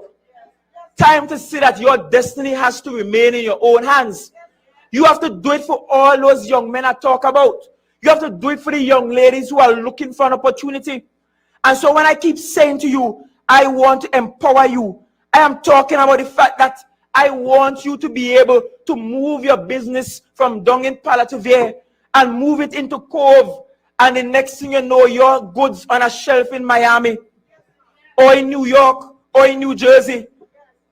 You telling me yet to penetrate those markets? Where are our marketing experts? What is marketing department doing? What are we empowering them to do? And the point is, that is the direction we have to look into. It cannot be business as we are accustomed to. We have to also talk about ensuring that our young people find apprenticeship with these businesses. Because we're not just giving you incentives and cheaper rents at Cove and giving you leases at Cove and land in Cove. We are saying you have to take some young men and young women and train them in your business too. You have to have some apprentices. We are giving you on one end and you must then accommodate the community on the other end so that our young people through partnership will have hands-on learning. Yes, MIC is good. Yes, MIC is doing some things there, but there is a need for longer-term apprenticeship and mentorship to happen, especially when it comes to vocational education. And I know plenty skilled tradesmen will be happy to pick up a youngster. Right now they're begging for young men and young women to come and learn a trade, to come help them out. You know how long my fridge bad in my house? And you know how long I'm waiting on somebody to come and fix it? But the workload on the poor fella too much.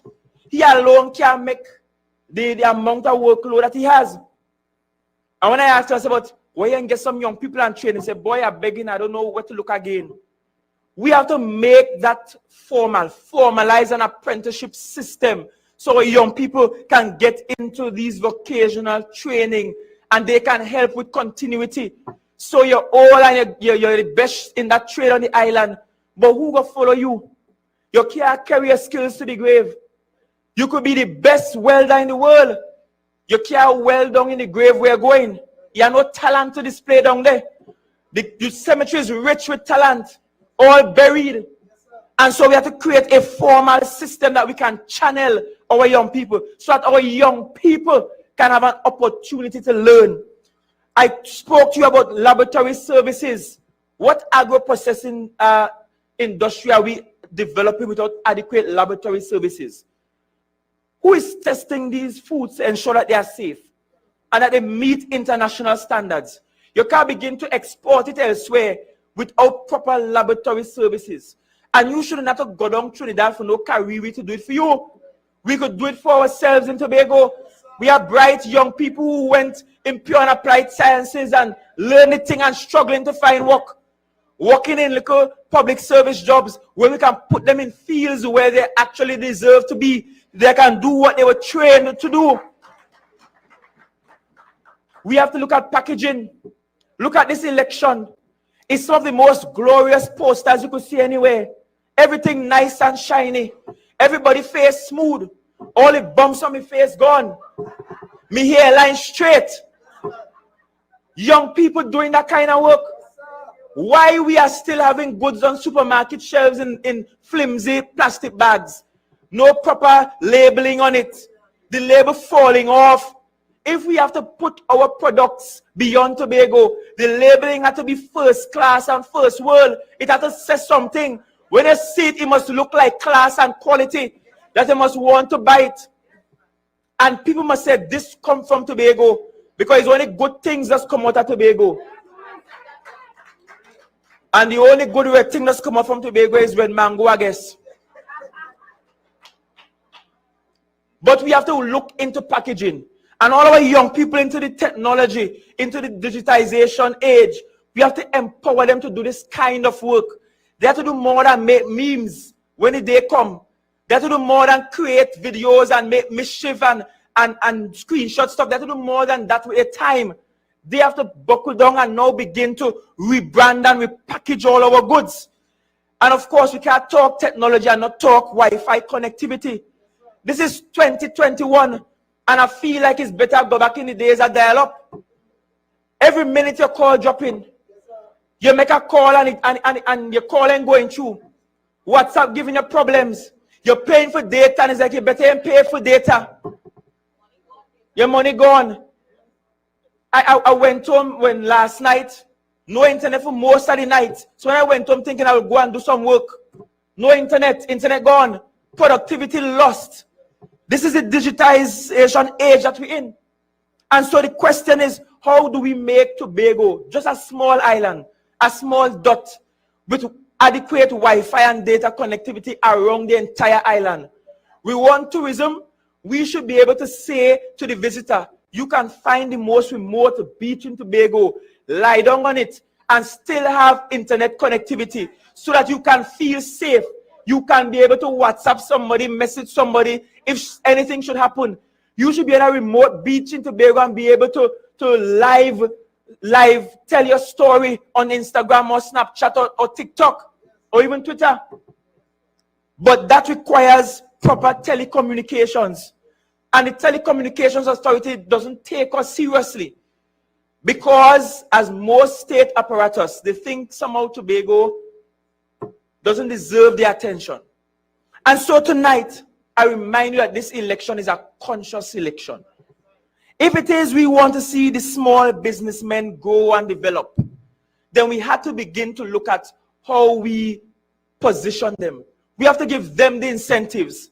We have to give them the push. All our hotels practically closed down. I ain't hearing no plans. They're all giving away money all over the place. Why didn't give them some money to stay open so they could call back out the workers?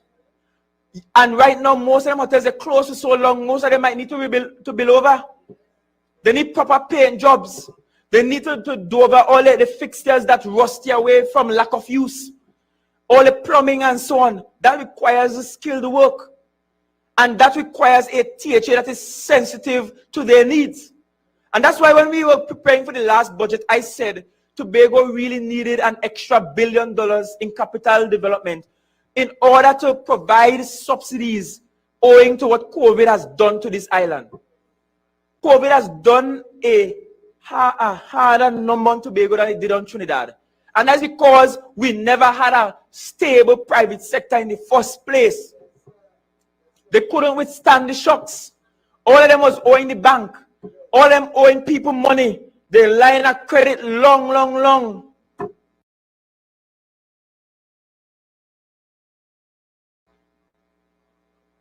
And now what? We're promising them now. After you never allowed them to flourish in the first place. After you mash up the tourism product in the first place. We used to get 80,000 to an older airport than the one we have.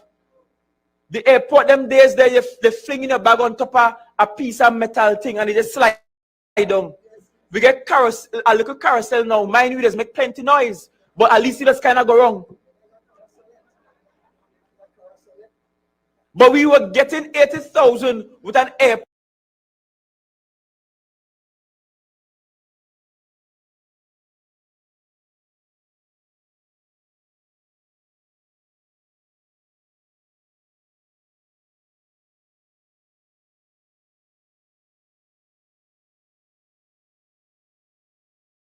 we have now. They do look at fixes and the paint all can be proud of. And watch and see how people will come here. You have to be proud of your own place. Fix a home first. Fix your yard first. Dance at home before you dance abroad. We all like to go to successful countries. When I'm looking for vacation, me I'm going and look for places where that are civil war and people suffering and flies bombing around their mouth. I look for vacation in places where countries are successful, where people look happy, where everything's sunny and look nice. If we want tourism here, let us fix up our own people first and see how tourists ain't gonna flock here. All the family that live abroad go want to fly home. They might want, you ain't gonna get a bed in peace because they say house never too small for family. They go fly home because they go want to come and walk in Tobago that perhaps look like the new Wall Street of the Caribbean. That is the kind of dream I want you to dream. Because we have some youth men out there. You like to call them idlers. You like to bash them because they're on the block smoking. You like to bash them because they look as though they ain't doing nothing with their time and their life. But I want you to understand that if we want them to step up and step out of where they are, we have to fix Tobago for them and give them a hands up. We have to fight for them in this election. And that's why we ain't getting distracted at all. Because the real issue is about how we move our young people from where they are at to where they need to be. How do we move them from the block to moving them to controlling a block? And when I say controlling a block, I mean running the block with drugs. I mean running blocks of businesses. I mean becoming heads of conglomerates. I mean becoming the next billionaire. I mean becoming shareholders. I mean becoming filthy rich. I mean being able to drive Beamer and Benz without having to steal for it or sell drugs for it. I mean that you must have the home that you desire. That's the kind of empowerment I want. I want Tobagonians to live happy lives with a higher standard of living and higher quality of living than our neighbors in Trinidad. I want them to be envious of the Tobagonian and how he's thriving and how we're growing and how we're prospering. This is a message of prosperity. This is the real prosperity gospel here. That if it is we want to do better, we have to sow a seed in our own destiny. And that starts on December the 6th with you going out and sinking that seed deeply in the corner of the Progressive Democratic Patriots.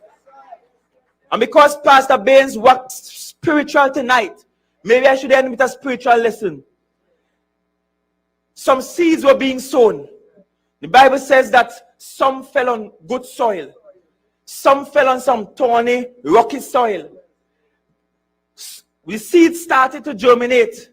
Them that fall on bad soil, they're so flimsy, they're malnourished, they're going up a little bit and then they're falling down. The root can't have no stability because the soil ain't deep and rich and fertile enough. But you see the seeds that fall on good soil, they germinate and become big, massive trees that will throw shades for generation upon generation. That's the kind of prosperity I want for you, Tobago. That's the kind of dream I want you to dream. And so I'm telling you tonight, you have to sow good seeds and sow it in good places too. You don't take good seeds and throw it the yard foul. You just throw the yard foul the seeds you ain't want. You have to take good seeds and plant them deep in rich, fertile soil. And you see how we color black and green already? Deep, rich, black, fertile soil. And I do agriculture a long while ago. And I know when the more fertile the soil is, the darker in color it is. Because it have all kind of microorganisms inside of it, dead and living, that helps to make the soil rich. Rich enough for germination to happen quickly. Rich enough for the tree to produce good food. But you see them dry, hard, old age soil that they have there so hard. When you drop your cutlass in it, it's sparking fire because it's more stone than dirt inside of it. Them kind of soil they can't germinate the kind of dream you have. So stop throwing your seeds behind them. Plant it in good soil on December the 6th. Plant it where it should have been for the longest while.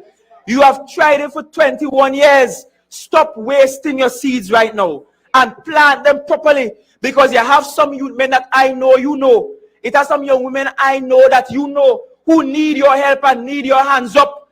And you must give them the hands up by starting with this election. And you have to pull them out to vote. Because this is a group of people that normally don't vote.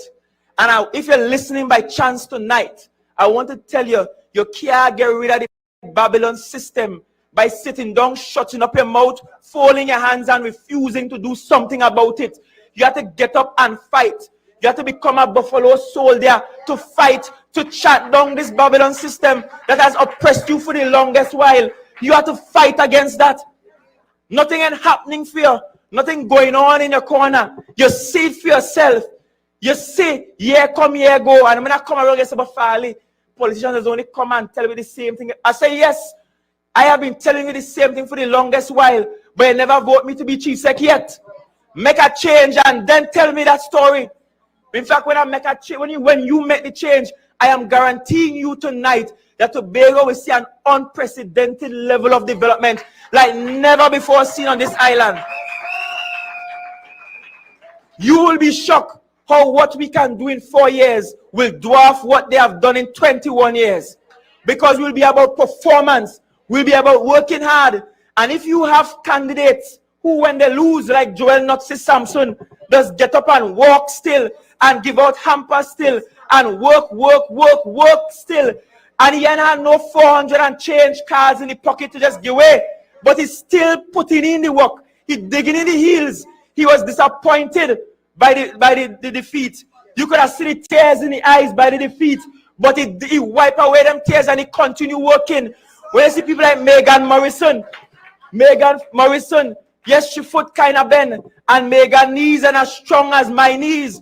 But when you look at Megan, she suffered a defeat, but Megan ain't stopped putting in the work, and she walking up and down them hills and gullies and Mount St. George and Hope and Jondell and putting in the work. She deserves your vote.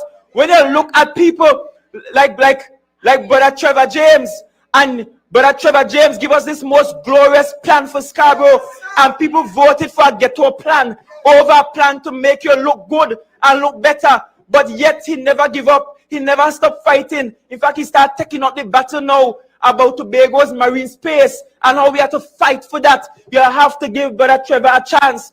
When I see people like me, Sister Abby Taylor, she have a lot of heart and gut and soul because she went into a race knowing that all the odds were stacked against her and that all the data and science says that this is a seat she cannot win. But Abby, no doubt, gave it to her all, and she continues to give her all. And when I see Abby having some health fairs and employment workshop and sign up people for grant and helping people start their business, you know she deserves your vote. And when I see people like my brother Wasp, who could have more heart than Wasp? He take licks once, he take licks twice, and Wasp says to himself, I am going to persevere to the very end. That is how you define a Tobagonian. We don't give up easily. And Wasp continue to work. In fact, Wasp was volunteering and working even before he got called to be a PDP candidate, and he never stopped. He never stopped volunteering. You have to give Wasp your vote. And then when you think of newbies like my brother Niall George, the man with the white beard, like I had to grow my beard and I had to stop plucking out the grays as they come in. I'm trying to still keep the young look still, so I just be plucking them out in the mirror every minute. Niall George. Plenty of obstacles in the life. Plenty things went wrong in the life. And you ain't seen Niall up and down the place trying to cuss everybody and demean everybody despite the unfortunateness of his own life. Niall has worked with Miss Hackett and worked tirelessly as her field officer, up and down, day and night, putting in the work. Niall George deserves your vote. And then we have our sister Natisha Charles Pantin. Sister Natisha, a technocrat by nature. She's one of those who left our shores, went all to Scotland, all over the place, study and come back. And yet, she is one of the minds behind the victory for Brother Whitey in Mason Hall. And she, despite being a contracted employee of the THA, decides she's going to put herself out there on the front line this time. Because the people in Kokowati and the people in Friendsfield and the people in Bagatelle and the people in Bacolette who have been ignored by a Jack for so long deserves good representation. That's why you have to plant your seeds with Sister Natisha Charles Pantin in this election. In this election, you, hold on now. I know they're anxious. And I have to warn my brother. Because, you see, I know his opponent better than he does. Because his opponent was once my area representative. And I've worked with his opponent before. And that's the thing about me. Nobody could ever say that I don't work with them based on their political affiliation. I work with everybody and anybody. And even some of the people and them who don't vote for me, they sometimes get the most we pay when the month end come. Right? Because I believe in doing good regardless. That's my life mantra. God bless me. So I ain't worry about that. Sometimes you have to cast your bread on the waters. Because you might find it after many days. And the many days coming up on December the 6th. So me don't worry at all. But Brother Taitt, I want to tell you, you have perhaps the biggest heart in this race. Because you can't spend like she. You ain't get fridge and stove from the Division of Health and Social Services to give away like she. You ain't get food cards and food vouchers to give away like she. You ain't have hamper, pamper and stuff to give away like she. But what you have is heart, and you are a man from yard, and you are a man that understands your community and understands the needs of your community. And you have to just keep working hard. The people in Signal Hill, Patience Hill are seeing your efforts, and they will reward you. And let me say to you, Signal Hill, Patience Hill again, PhDs don't make good area reps. Good area reps are only made by people who know love and who have an actual heart as opposed to a stone in the chest. So, Brother Taitt is an excellent choice for area representative. If he's good enough to fix up sports in the area, then he's good enough to lead you. If he's good enough when end of year time come, he and all them fellas put on an old dress and go and play football and entertain you and make you happy, then he's good enough for you to vote for him. If he's good enough to help with all kind of drumming and all kind of cultural classes, then he's good enough for you to vote for him. If he's good enough to fight up with football in Tobago, and anybody who into football in Tobago knows a host of fighting up and down here to do, because TFA has been in a mess for the longest while. And if he's good enough to make that kind of fight up for you for free, then it's good enough to be paid by you to represent you. And so I tell you, Tobago, tonight, far many of you looked at the live tonight. And I'm sure you have heard telling points about how we are going to develop Bethel New Grange. Last night you heard from Bethesda Lekoto. We heard from Brother Sonny the night before that, or 2 nights before that rather. And throughout the remaining weeks, you will hear from each rep one by one. As we build out a case for a district, governance now has to become local. Local to the community. Because we tired of big money spent, and you can't feel the impact of that in your local community. And that's why they hate even Watson's plan of providing monies to the communities, you know. And then Watson's plan, that is PDP's plan. Because we have to move governance away from the center and empower you in your community to be able to achieve the things you want. You have to have in your community access to funding to do the things you deem important in your district. And let me tell you quickly why that is also important. Because you see this thing where winners take all in our system, that has to stop. It has to stop. It cannot be that only those who win have access to things for the community, and those who win have to write letters and beg. And they bold face enough to come and say, well, you didn't write me no letter, so you don't know what you need to do. We have to provide that access. So even if a district or two happen by chance, or happen by God's allowance or providence to fall on the other side, I am saying to you tonight, you will have equal access to the resources as every other district. So you can do some things for yourself. And that is why we have the best plan for rebuilding Tobago. We ain't saying that we're going there to burn up everything they did and throw away all the plans they had. Because that has perhaps been one of the failings of governance in this country. That every new government think they need to just throw away everything before, scrap everything before and start afresh. Where things can be continued, they will be continued. Because at the end of the day, we are about building Tobago. And Tobago's story is a continuous story. It's not no start and stop. It's a continuous story. And great countries are built upon continuity and the ability to transition from one to the next. And all the fear the Prime Minister pushing in you to suggest somehow that if PDP win, PDP ain't gonna get money. Well, Dr. Rowley, if you name man, when PDP win, you refuse to give away money and see what will happen.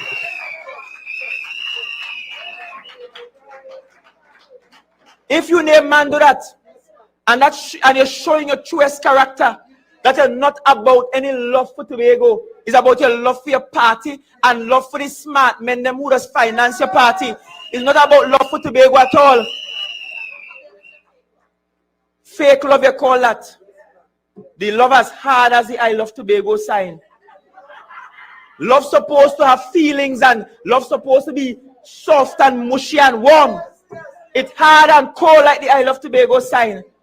Talking about if you vote PDP, you ain't gonna get money to develop. Well, you ain't give your negotiate. The Dispute Resolution Commission say we are entitled to between 4.03% and 6.9% of the national budget. That is the law. You have to follow the law, full stop. And let me add to that, the law says, the Tobago House of Assembly Act 40 of 1996 says that the THA must receive its subvention quarterly. Quarterly means every 3 months, not a month-to-month. To be THA, no month-to-month contract with you. The month-to-month contract you have with Joel Jack done as of December the 6th. You will have to follow the law and give us our money quarterly. PDP! And all of those things that the law empowers us to take, town and country planning, all the others, we are going to take up our responsibility. Because finally I have a group of 15 who are ready to develop this place, who see Tobago above their individual selves, who see Tobago above their own party, and who wants Tobago to be a prosperous place. That's the kind of Tobago I hope for. That's the kind of legacy I want to leave with you. I don't want to be no chief sec for 4 terms and when I'm done, nothing to show. No real investment. The place ain't no better than when you met it. In fact, in some ways it's worse. We want a Tobago we can create a legacy for our children. We're not in this to protect Tobago for a few. That's what they want us to protect Tobago for a few, for them and their friends. And I tell you this coming week, I'm going to be showing you how they're protecting them and their friends. And when they tell you protect Tobago, they mean protecting you. They mean protecting them and themselves and their pockets. And where you think they get money from for all this fancy thing and to buy out all stations and to bring up these kettle politicians from Trinidad and want to be media practitioners to talk to Tobagonians on radio. Where do you think they get the money from? Because they have been protecting themselves and their friends over the last 21 years. And it's not being channeled back into their election campaign. You see our campaign poor and humble? Because all the money we have been spending it on you. And now we have to walk on and beg service providers to do a thing for we. You see how we billboards ain't up yet?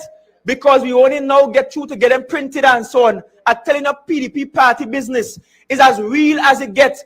And this is the one party where each of us have an equal stake. We are equal shareholders in the party. This is not a party where the man who brings big money gets everything and the grassroots supporters gets nothing. And the grassroots supporters have to beg for a hamper and to text and WhatsApp and say, oh gosh, give me a hamper now. Give me something this week. Give me a food card and let's vote here. No. In this party, we are all equal shareholders and equal contributors. So the man who giving $1 and the man who giving $5 and 500 and 1,000, we are all equal in this party. And it's our collective one cocoa that's filling up this basket, and that has led us to where we are today and will lead us to the victory come December 6, 2021. That is to being Tobagonian. That's what we mean by being a Tobagonian. That's what we mean by having a conscious vote. That's what we mean by being positively conscious in this election. And when we do that, you will be amazed how quickly Tobago will be transformed.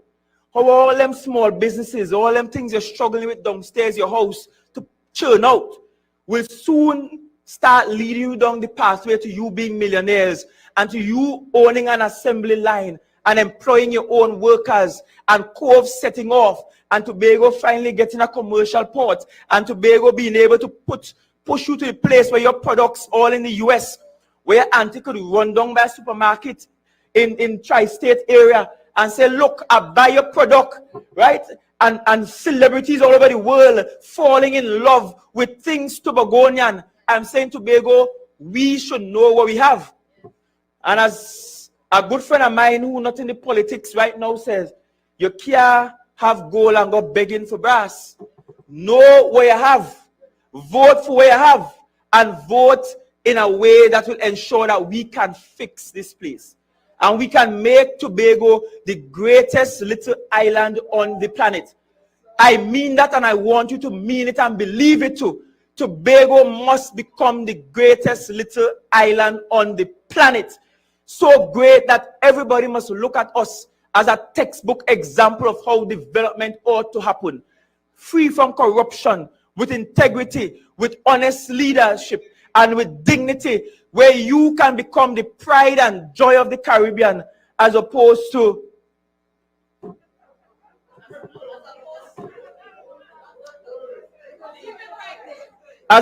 be allowing yourself to be treated as an outside brother or sister for somebody down in Trinidad.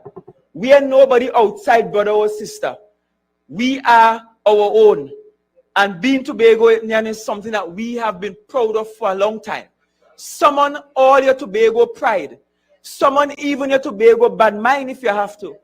Because sometimes that is the motivation we need to go out and to vote them out. Nothing wrong with voting them out. And I've said to you before, you try PDP and PDP fail too, you have the right to vote us out too.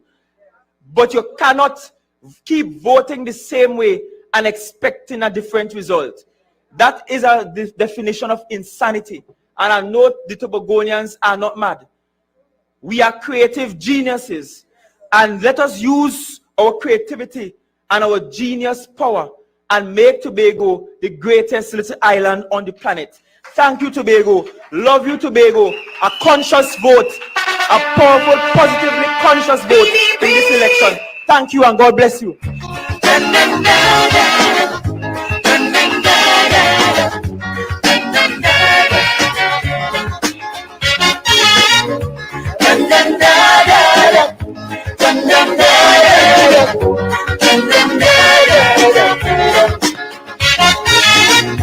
We got I'm holding on in order to stay around.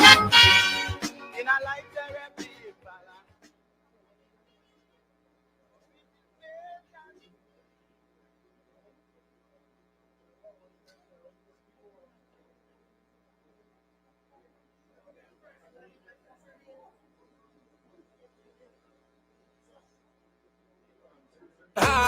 This is election.